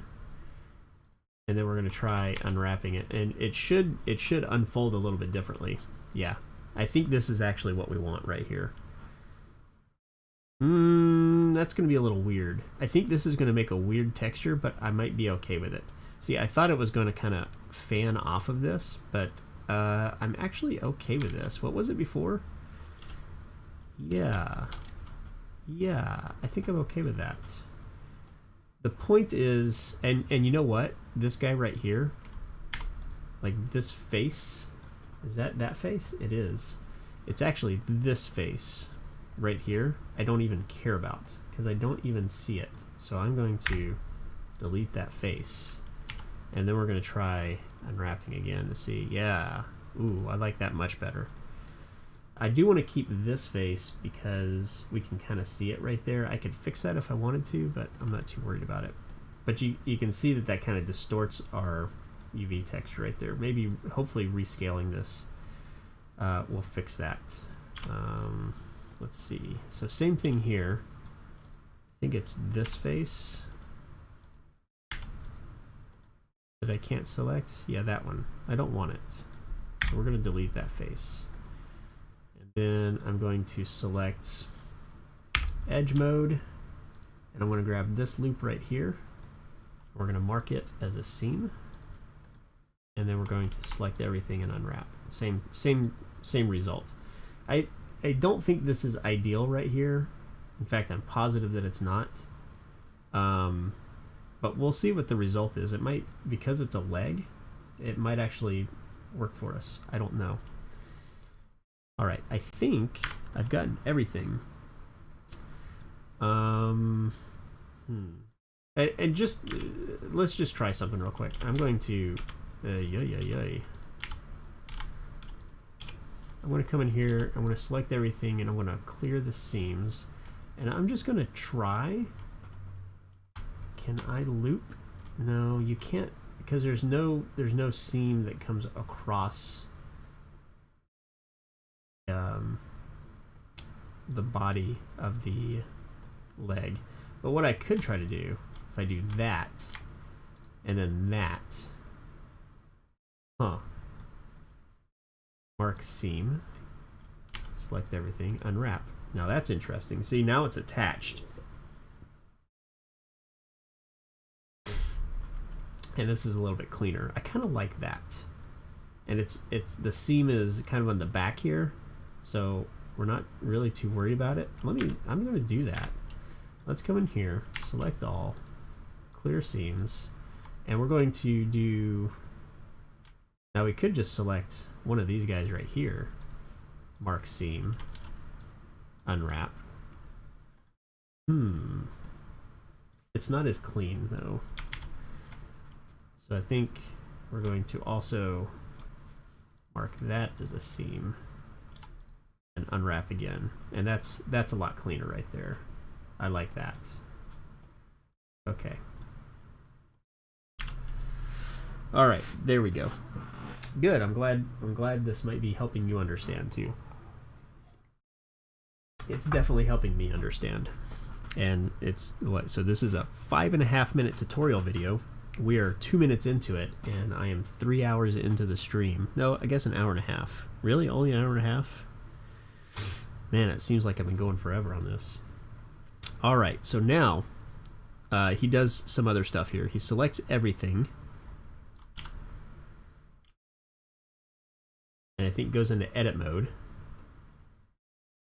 And then, and you can see we kind of did the same thing here. Selects all, and then he does something else. Let's see what he does.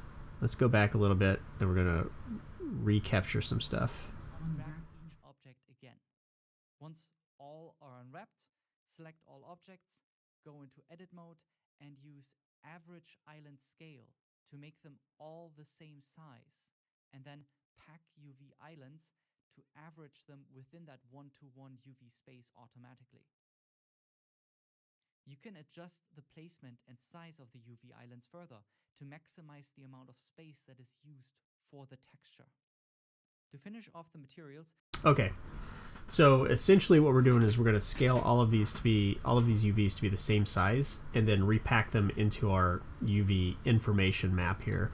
So with all of them selected here, I'm going to do average island scale, okay, which doesn't look nearly as pretty as his. That's okay. And then we're going to do pack islands. There we go. I don't know that I can try maybe to pack it the way he's got. Like, look, the body of his takes up way more than mine. I don't know. Like, I can't even find the head. There's the head right there. Let's see if I can. Let's just look over here.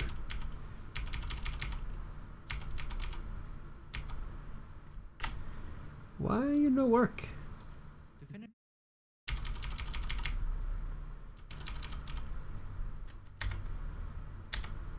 I'm seeing if I can find a spot where it kind of shows this a little bit better. It really doesn't.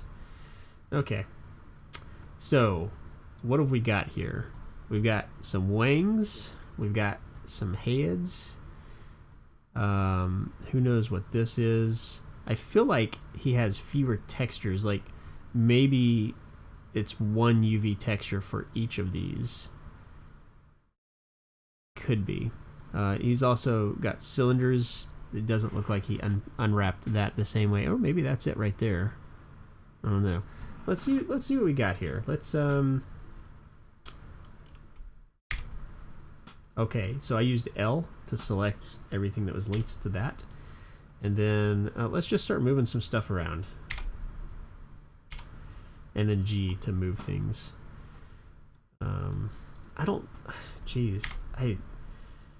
I don't know that I really like the idea of going through this much optimization. It's like, that's my talon. There's no way that UV should be that large. It's like, that should definitely be smaller. And it's only affecting that one talon too. Okay, yeah, that's definitely his. I'm pretty sure that's his talon. It's selected right there.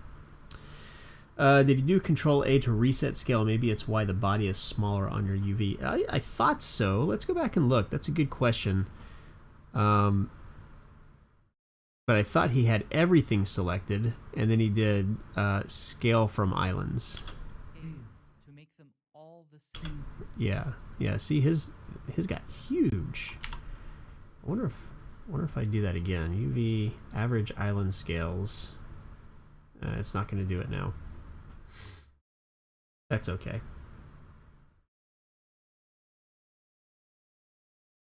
You know what I'm going to do? Pack islands. I'm going to say that Blender knows best in this case. I'm not going to go and modify the packing on this.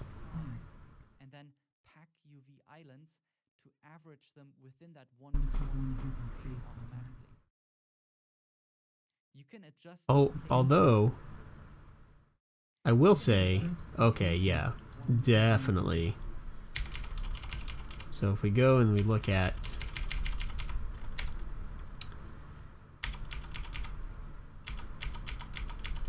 so he's definitely rescaled things.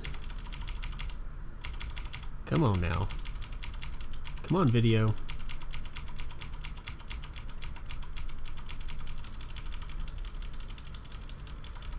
Okay. Yeah, so you see how big the body is here and how small the head is. And then I think, yeah, see now his head UV is much larger here. So he's definitely scaled stuff and moved stuff around. So we could definitely, I don't know. I do feel like I want this to be bigger. So yeah, okay, maybe I will. I'm a liar. I am gonna do a little bit of optimization here, and that's really all this is. He's optimizing. Whoa.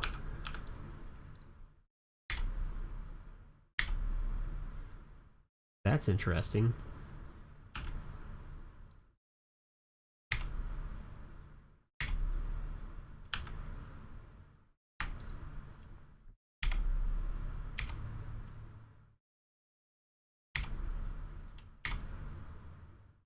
Crap.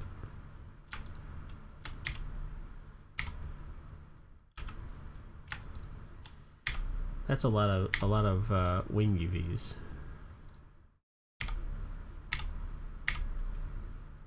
Okay.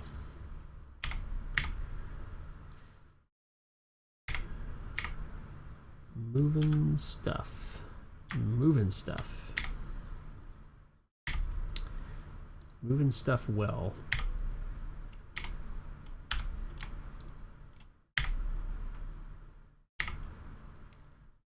Moving stuff not well? I don't know. I have a feeling that's connected, yeah. Jeez, what is that? Oh, that's the bottom of my talons there.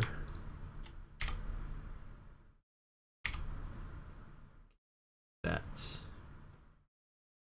Running out of space. I don't like that you can't like scroll while you're moving things in Blender. That's kind of frustrating. I'm just going to move all of these together. So I'm just hitting shift click and then L to make sure that I've got everything that's linked together. G.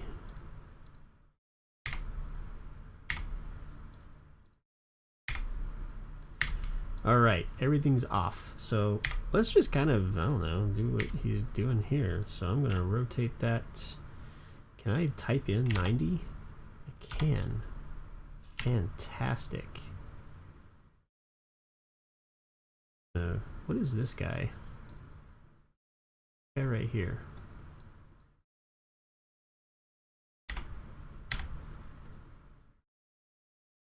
Something inside the square? Like, I wonder if that's from the crap is that?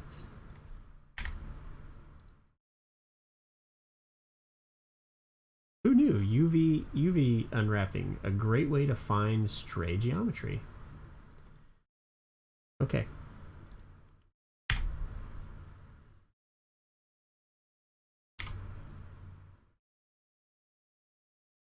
We're going to go right there. And we're going to scale that just a little bit.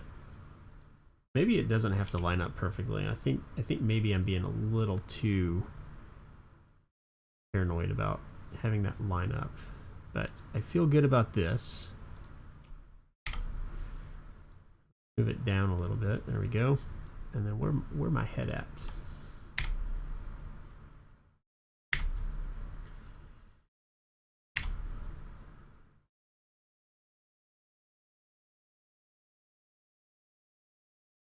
I'm going to scale that also a little bit.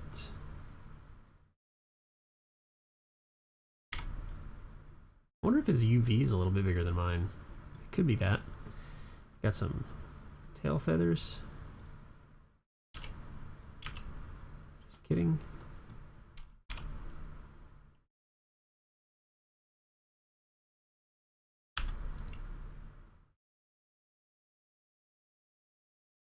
This. Oh, interesting.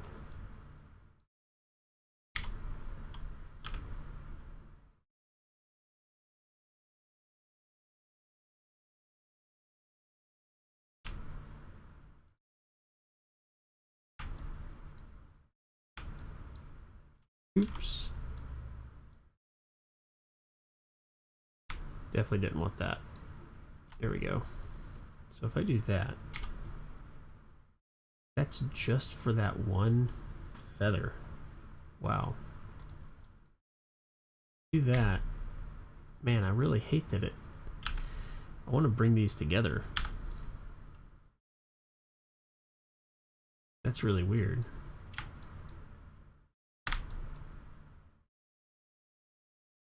I can't even deselect those. Is it because the mirror? I bet it's because of the mirror. Nope, there's no mirror on it.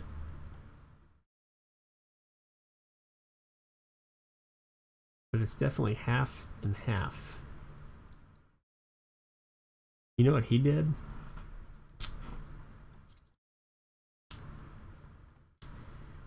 He did a loop around the outside. Clear seam.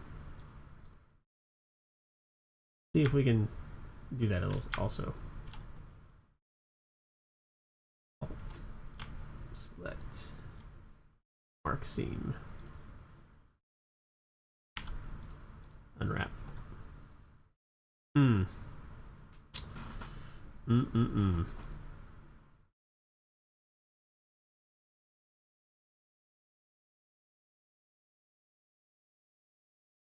That's really weird.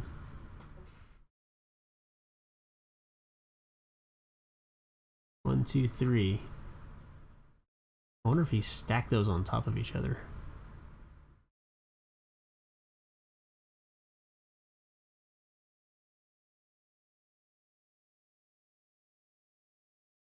Oh, geez. I didn't even mark the right seam. That's why it doesn't look right.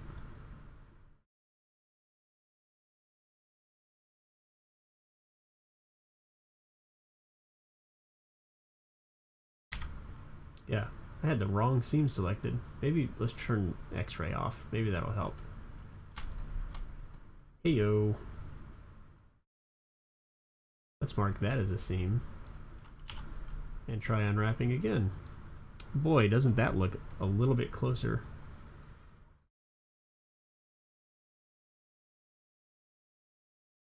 Kind of hate that they're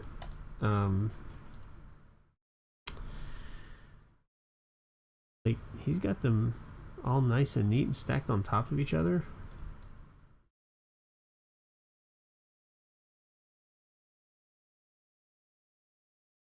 Oh well. It's still better than what we had before. Yeah, and I gotta go do that to all of these now. That's okay. We can do that. No problem. Make it happen.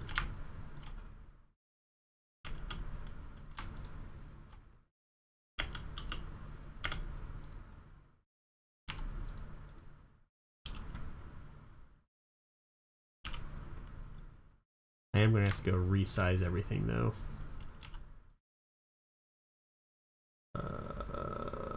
Clear seam. Middle. Kind of feels like the middle. Mark seam. Unwrap. Okay. I do feel better about that now.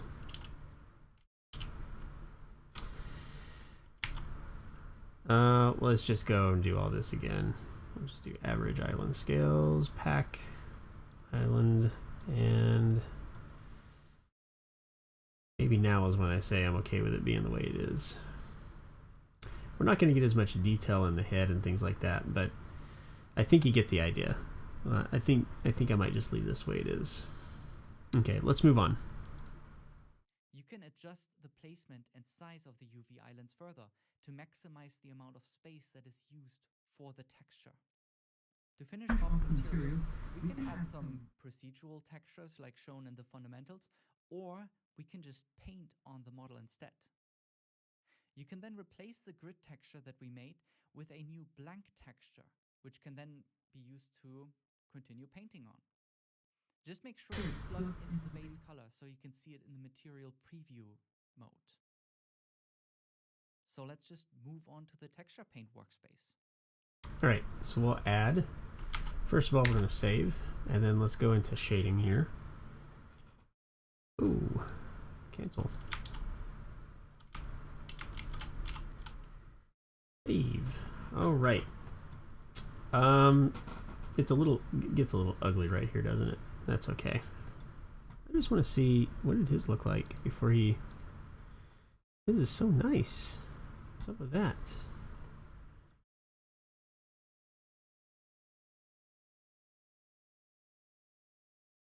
You know what? I don't care. All right. So what he did here. You can then replace the grid texture that we made with a new blank texture. Yep. Which can then be used to continue painting on. Just make sure it's plugged into the base color so you can see it in the material preview mode. So let's just move on. Okay. So what he's done essentially is he's gone in and deleted the grid texture here, which brought us back to. There we go. And then he control shifted that to show it again. And then he added a new image texture. We're going to drop in right here. And it's going to be new. And we're going to call this body paint. Because that's what we're doing to this owl. And it's already 20 by 48. That's fine. And it's going to be blank. And we're going to say OK.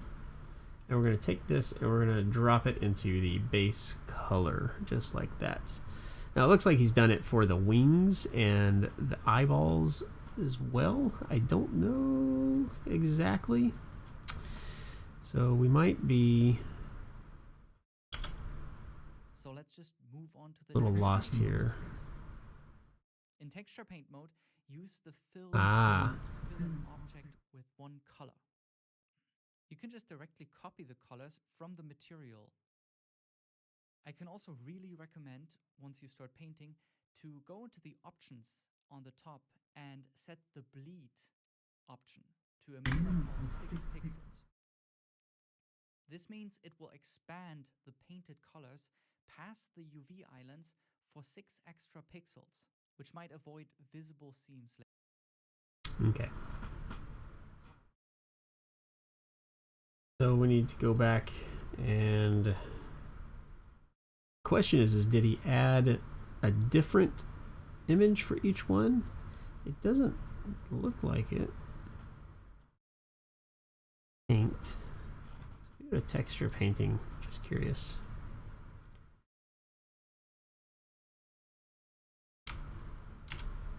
So maybe he did actually.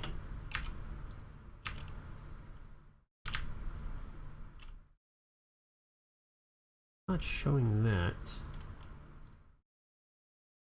I go to just paint mode.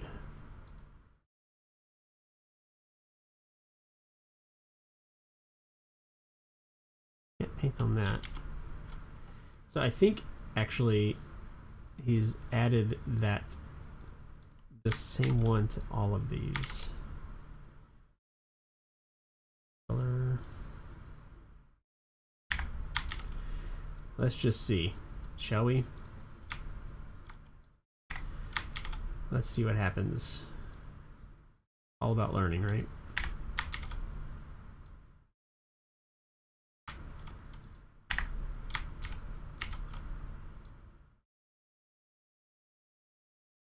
Feathers.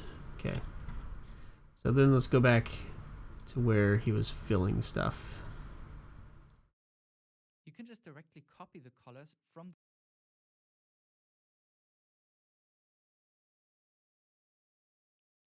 in texture paint mode, use the fill tool to fill. Texture paint, fill, and let's bring in.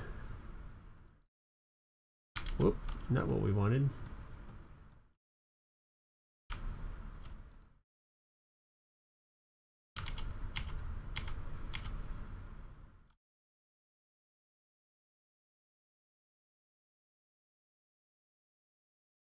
Has that selected? Like that's.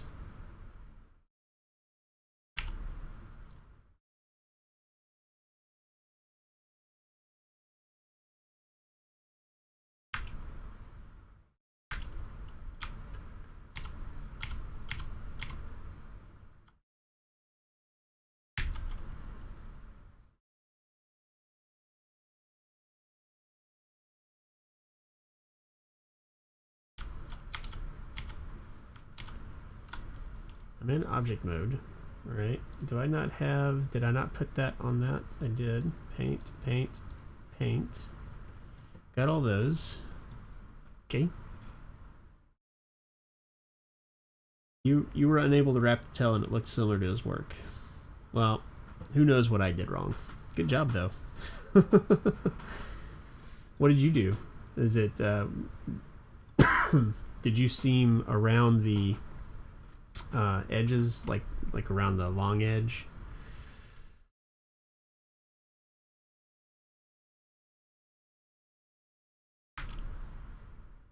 I want edit mode. Let's go to object mode. What do I have selected? Is that what I have selected? Is that what's going on?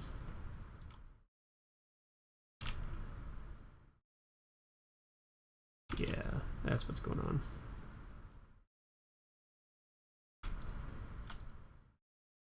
Okie dokie. So let's go. Texture paint workspace. He's in texture paint. He's got the wing selected. Okay. He's got the wing selected. Goes into texture paint. And he's got those. Then he uses fill. In texture paint mode, use the fill tool to fill an object with one color. You can just directly copy. Okay, so that's what he does. He goes to jeez.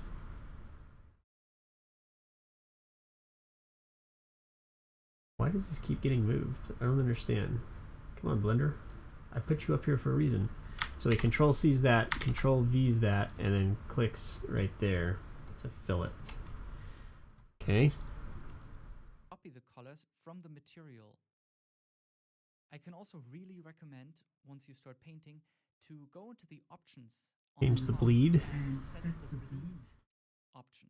6. 6 pixels. This means it will expand the painted colors past the UV islands for 6 extra pixels, which might avoid. Okay, and then he does a bunch of stuff that we're gonna have to figure out here. So here we go. Options, bleed, 6 pixels, and then he does something here.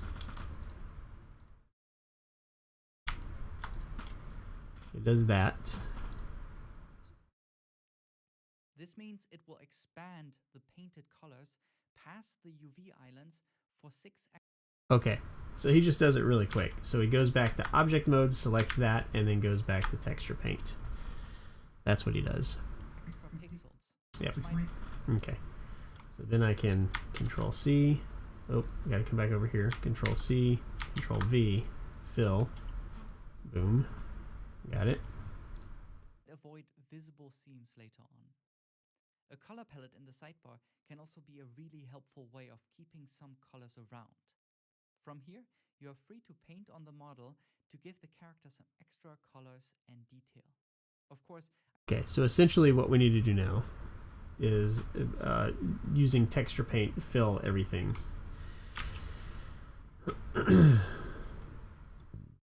Okay, so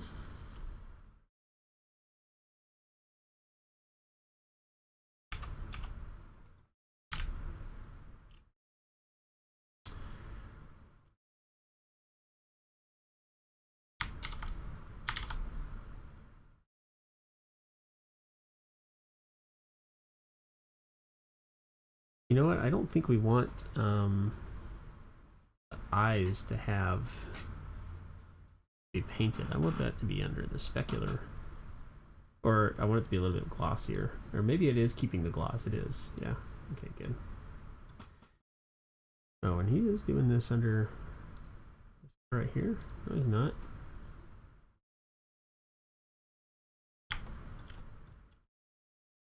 All right, so let's come here.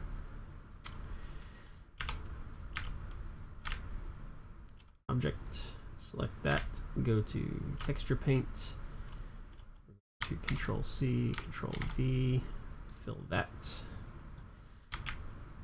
Object mode, texture paint. Oh, just kidding. I feel like there's a quicker way to do this than what I'm doing.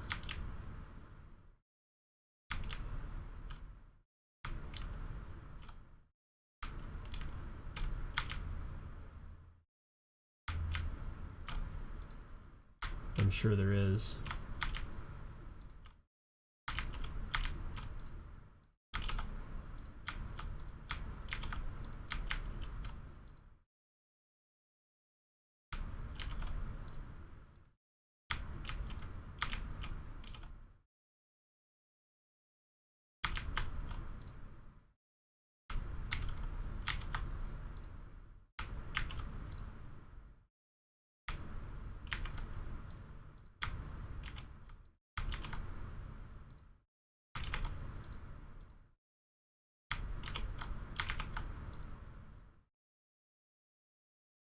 Alright, and then he's in this mode.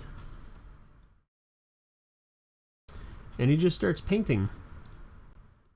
I can highly recommend a drawing tablet for extra precision and control. There are many different brush settings that you can experiment with, but one of the more helpful ones is And where was that color palette at?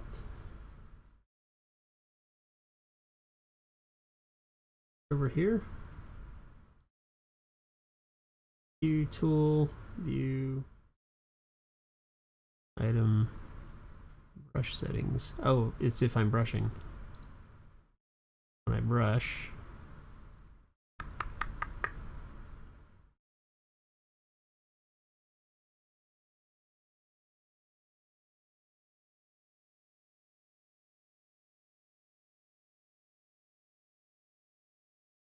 item tool view. Oh, under tool. I'm on transform. Over here. Oh, because I'm not in texture paint mode. There we go. Tool. Color picker, color palette. Let's do it.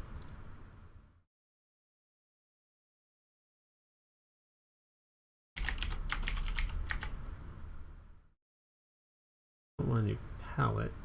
I want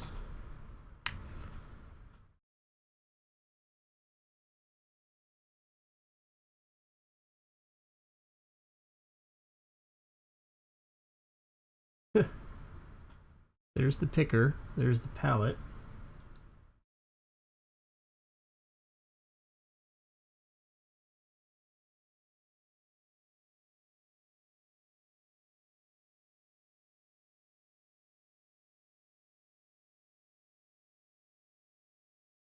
Why can't I add this? My palette. What did he do? with, but one of the on the model extra pixels. which might avoid visible seams later on. A color palette in the sidebar can also be a really helpful way of keeping. Aha. Okay.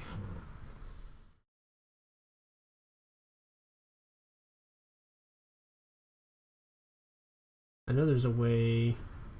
Yeah, here we go.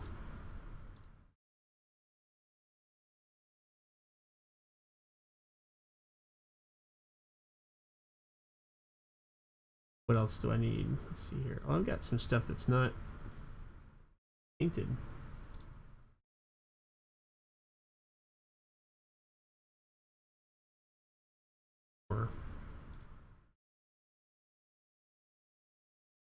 Question is that pick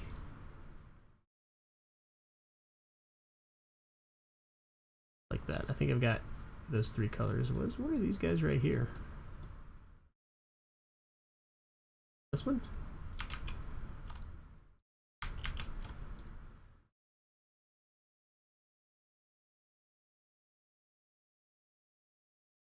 Yeah. Okay.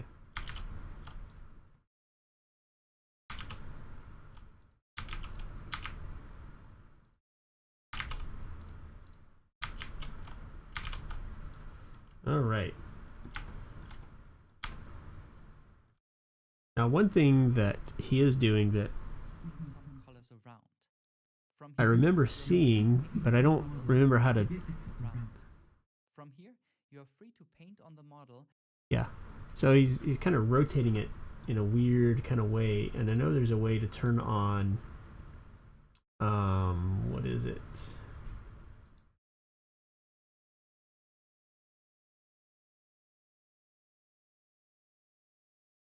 There's a way to unlock this so that it's kind of like a turnstile rotation. Navigate, object, gimbal, move, rotate.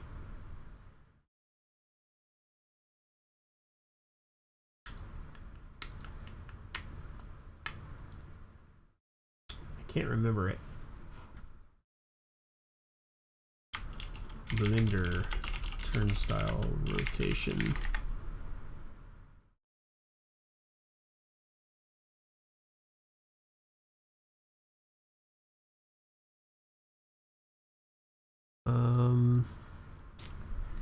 Non-fixed rotation, non-fixed view rotation.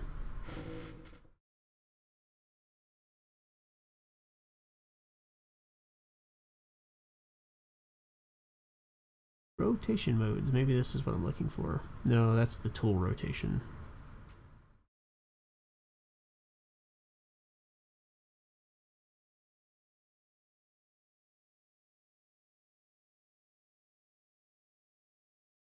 Blender view rotation.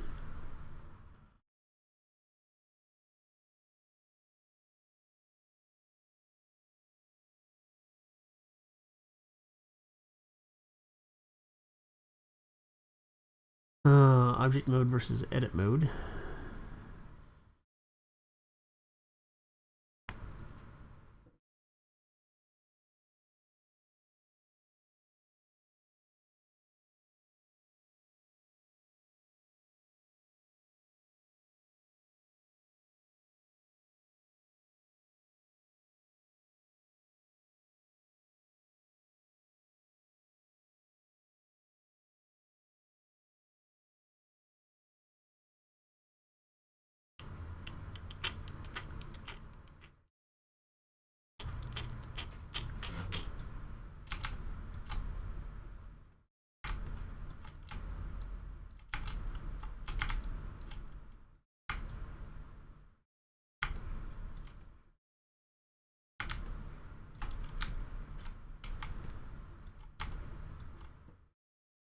Nope, none of those are doing it.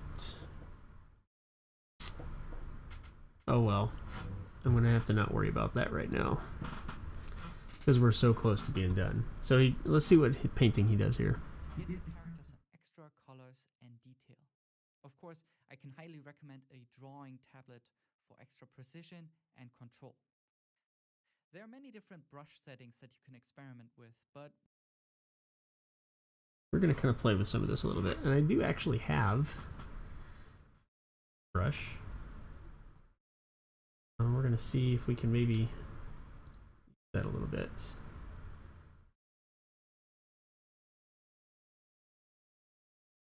Want significantly smaller.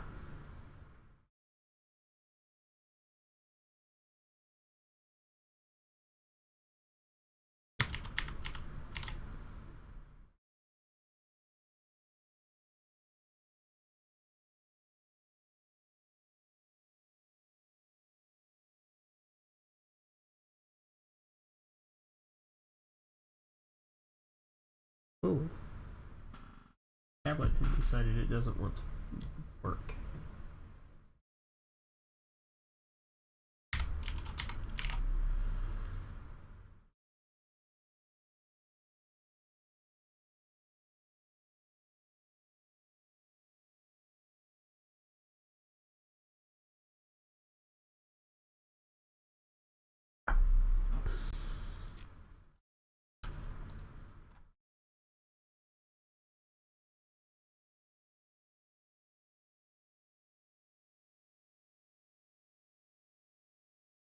Or why it's decided it doesn't want to, like, the lights coming on.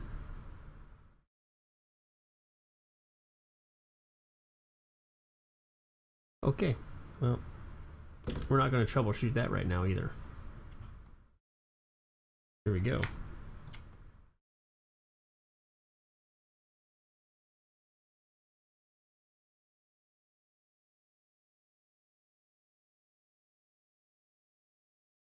I'm honestly just happy that I got this working. The texturing, that is. Okay, so yeah, it does kind of point out a little bit. Mine's not going to be nearly as pretty as it is.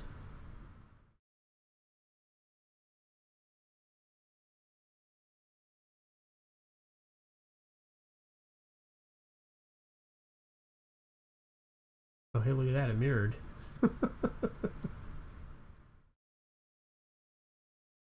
Things off about that mirroring. But that's okay. Imperfection is the virtual perfection, right?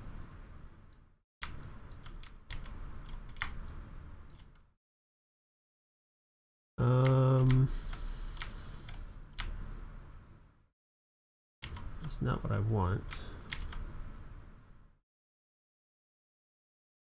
Shouldn't shift click get rid of paint? One that removes paint.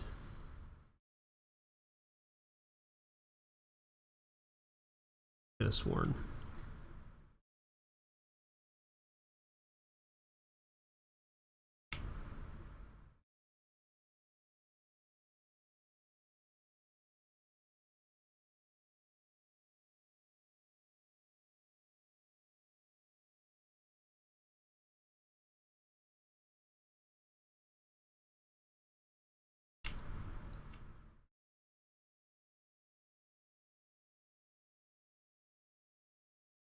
Wow, that UV is so big that I can't paint it.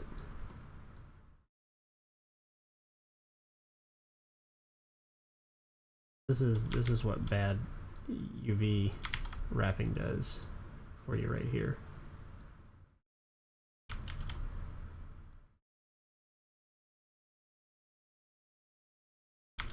He's got a mustache. Kind of like this right here.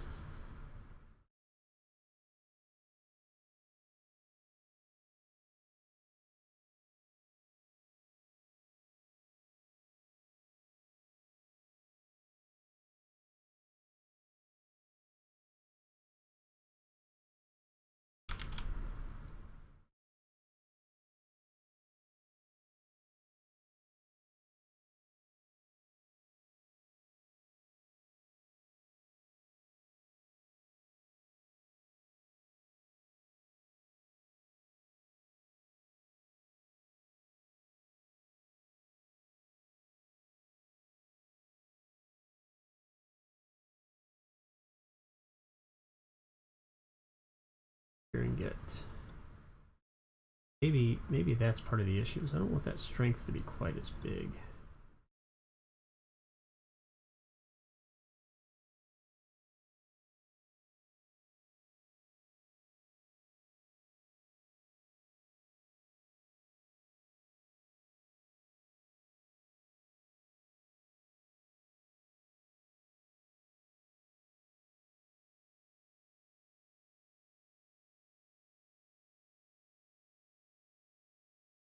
I'm just playing with the strength, and I'm using some of the stuff that picked up in the fundamentals videos on changing the brush size and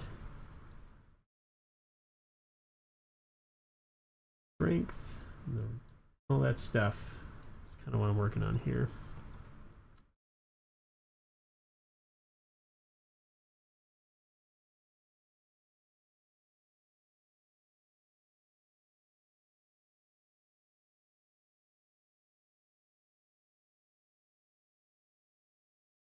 I can do bring the strength down a little bit and kind of feather this as well.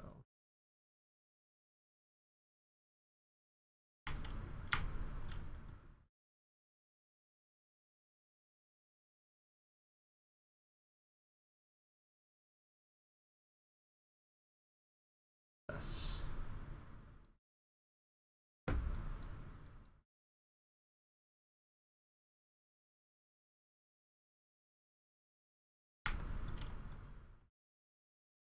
Right.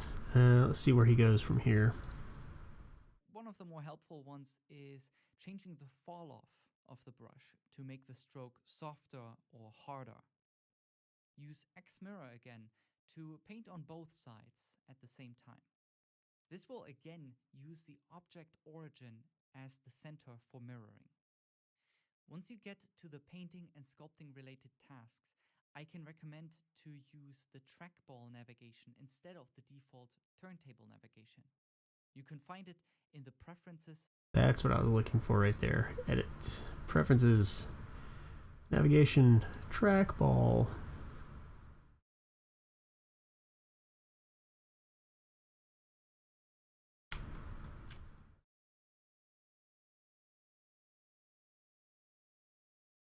That's what I was looking for. Okay.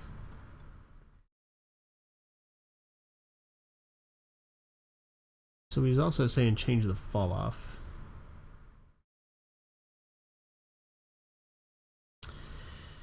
Let's see here. Recall seeing an option to make it precise even with just a mouse. It's kind of similar. The trackball rotate option is what I was looking for.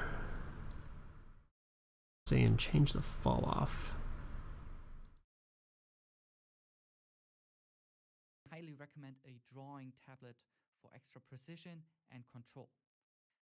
There are many different brush settings that you can experiment with, but one of the more helpful ones is changing the fall off of the brush.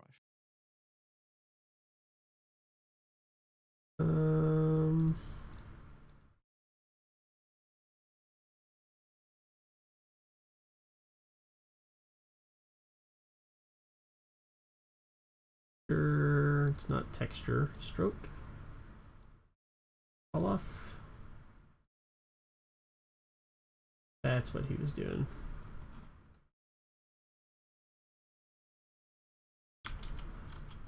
That's what I should have been using this whole time.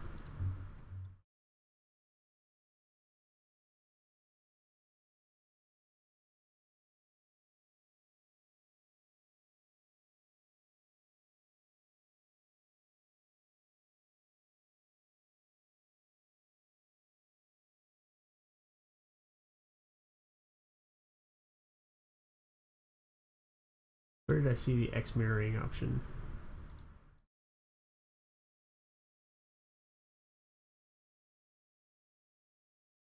Symmetry. There it is. Okay. I saw it in there. I think we're gonna kind of follow the same approach that he did. Just kind of painted it in and came back after, erased it using the white.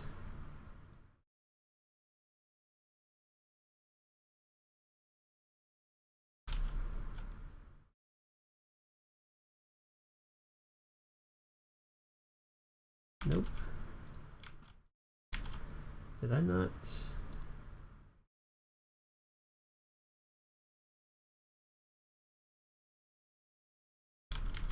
Wow.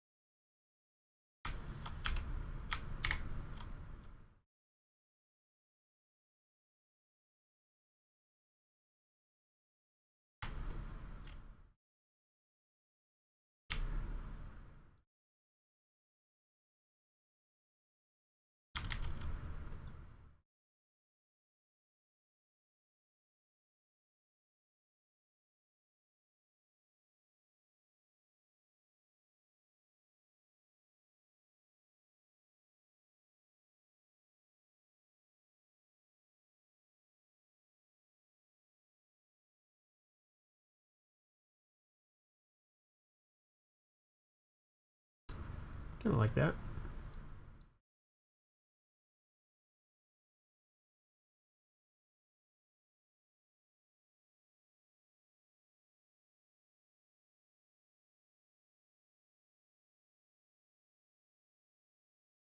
That UV in the middle is just horrible.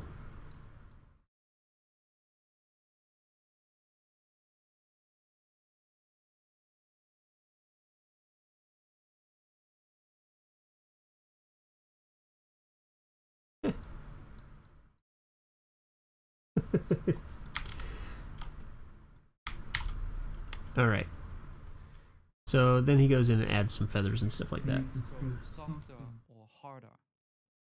Use X mirror again to paint on both sides at the same time.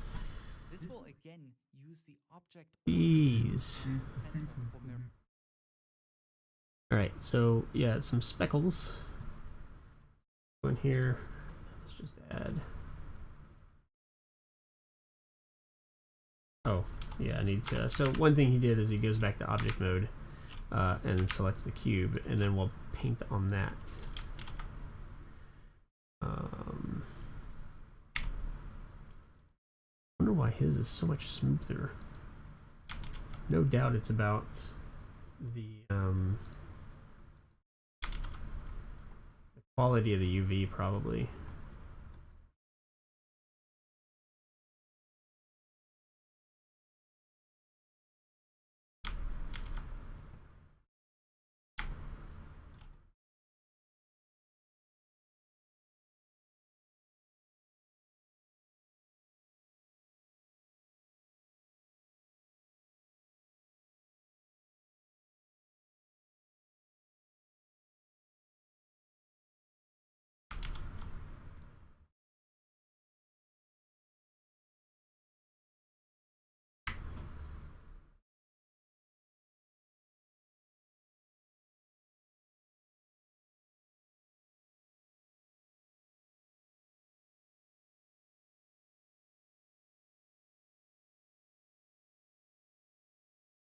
Man, it's really frustrating that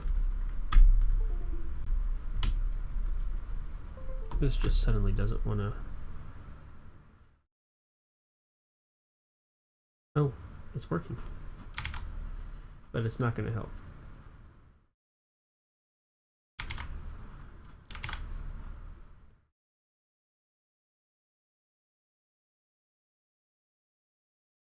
Not sure why it's so pixelated. It probably is because of the UV size.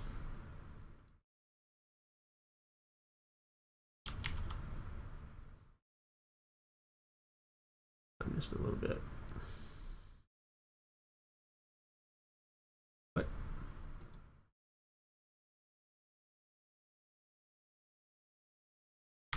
And suddenly we're not mirroring either. Symmetry. There you go.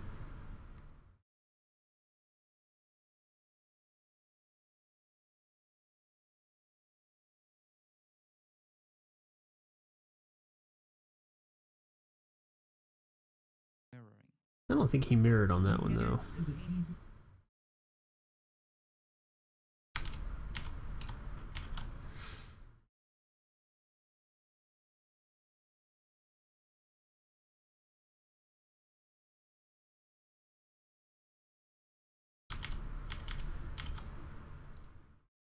I like a couple of them to be mirrored.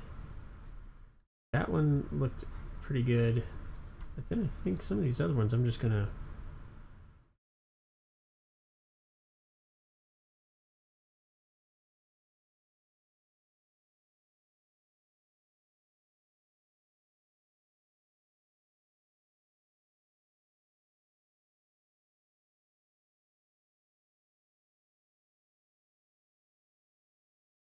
actually do just some smaller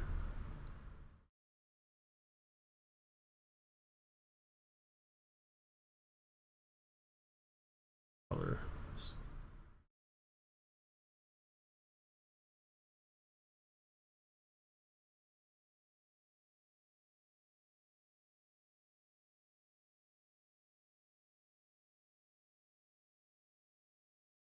So look at our owl picture. And then I'm gonna do some coloring right here on the wing too. Oh, I need to go back. Object mode, select these guys, texture paint.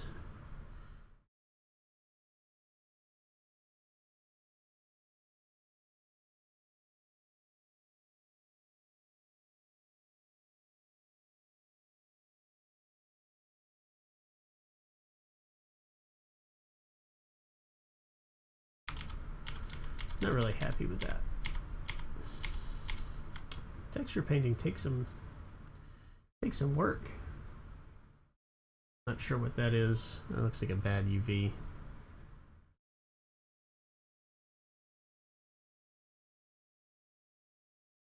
think my problem is I want it to be too detailed. I want it to be less pixelated. Is what I really want. I don't know why I'm getting all these pixels. I bet it is because the UV, the grid, the UV grid on there.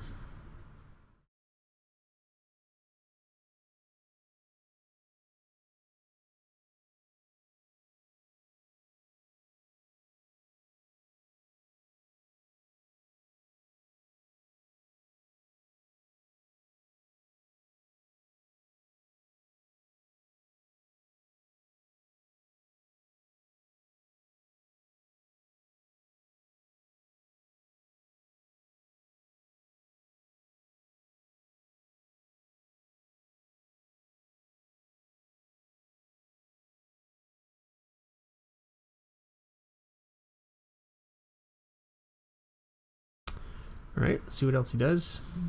Related tasks, I can recommend to use the trackball navigation instead of the default turntable navigation. You can find it in the preferences under navigation. It takes some time getting used to, but it allows to roll the viewport for getting different angles and just better placements of strokes.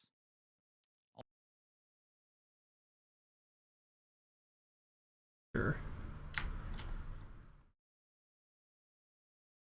Go in and put that same thing right here.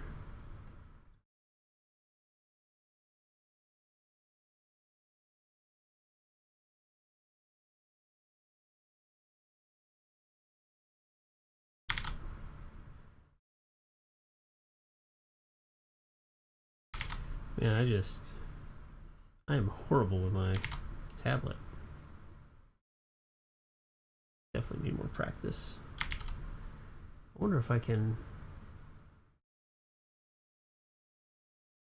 I think that's what it is. My fall off's just not.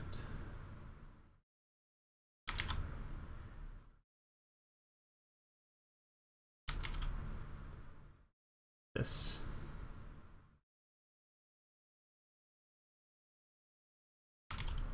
Nope.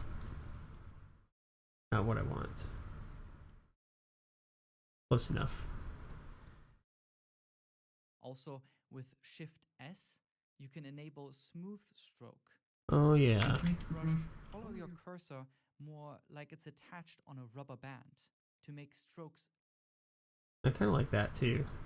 So I'm going to undo that. And then, geez.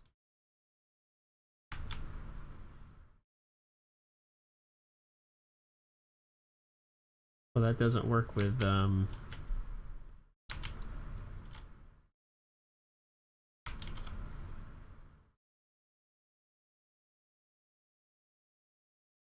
tablet. I wonder why. It said Shift S, right?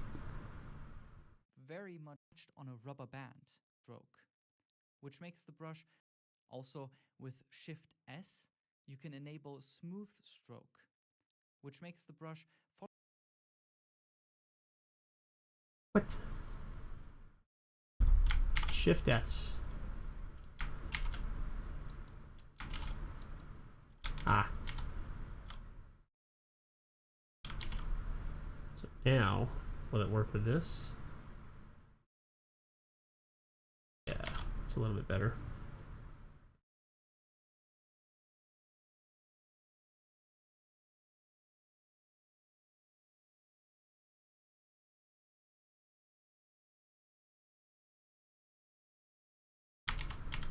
All right, we can do that.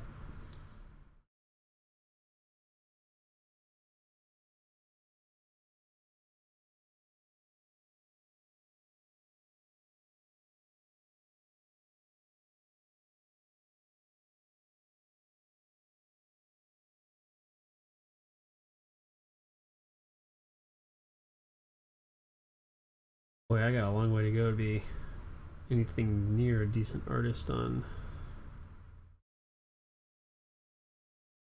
mapping, huh?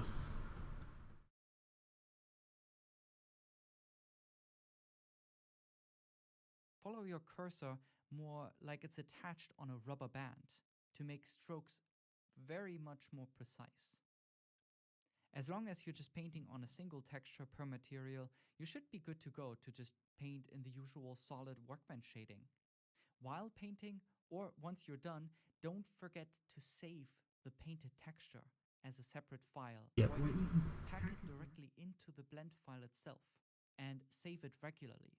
If you should try to close Blender, it will even ask you to save the texture, so no progress is lost. All right. Well, we made it through the video. And this wasn't actually as long as the last one. So I'm just going to come through here and we're going to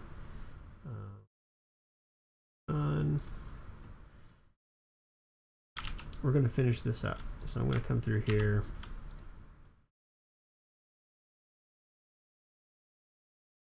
And we're just going to do some painting.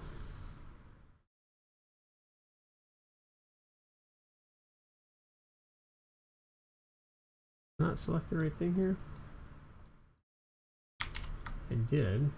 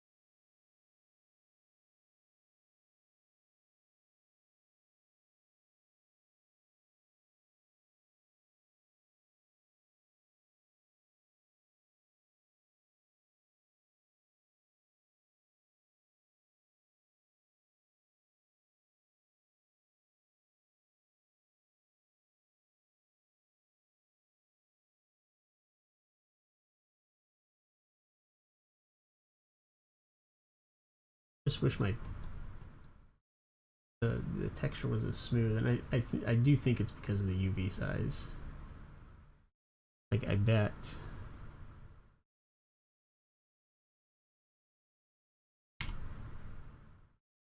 Yeah.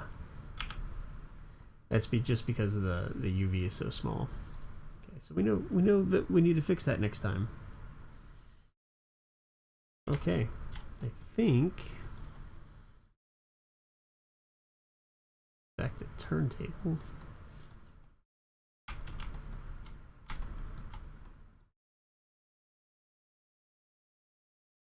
Think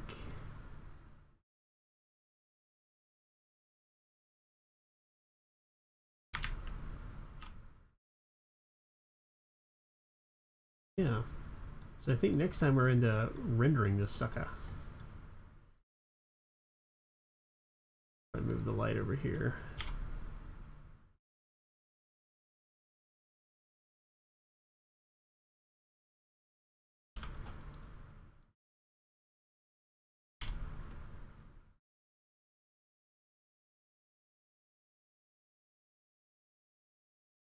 Go.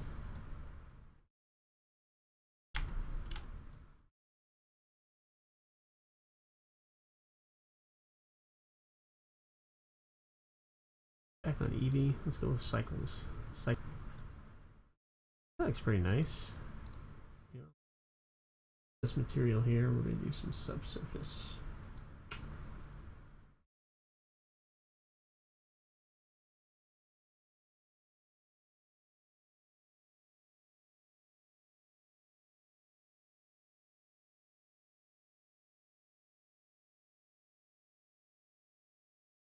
Maybe even for these too.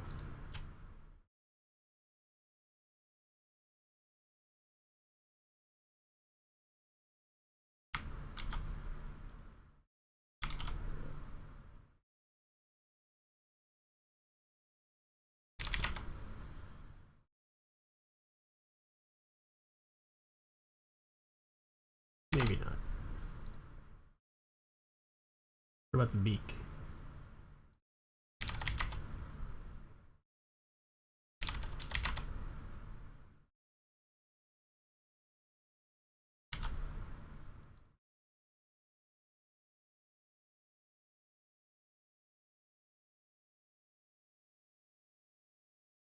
Working on it. All right. Well, you know, I think that's where we're at. So, appreciate you joining me. We'll finish this up next Monday, and yeah, we'll find some more things to do. So I'm gonna chop this up. We're gonna post it in a we're gonna post it in a like condensed, probably 20 to 30 minute expounding on this video, so that we can kind of make sense of the rest of this tutorial. But hopefully some of these things will be helpful to somebody who's trying to go through this tutorial and not quite able to figure out things that are in the video. But yeah, thanks for joining me. See you probably tomorrow for more streaming, but next Monday is another Funday Monday, and we'll go from there. Have a great one. Talk to you later.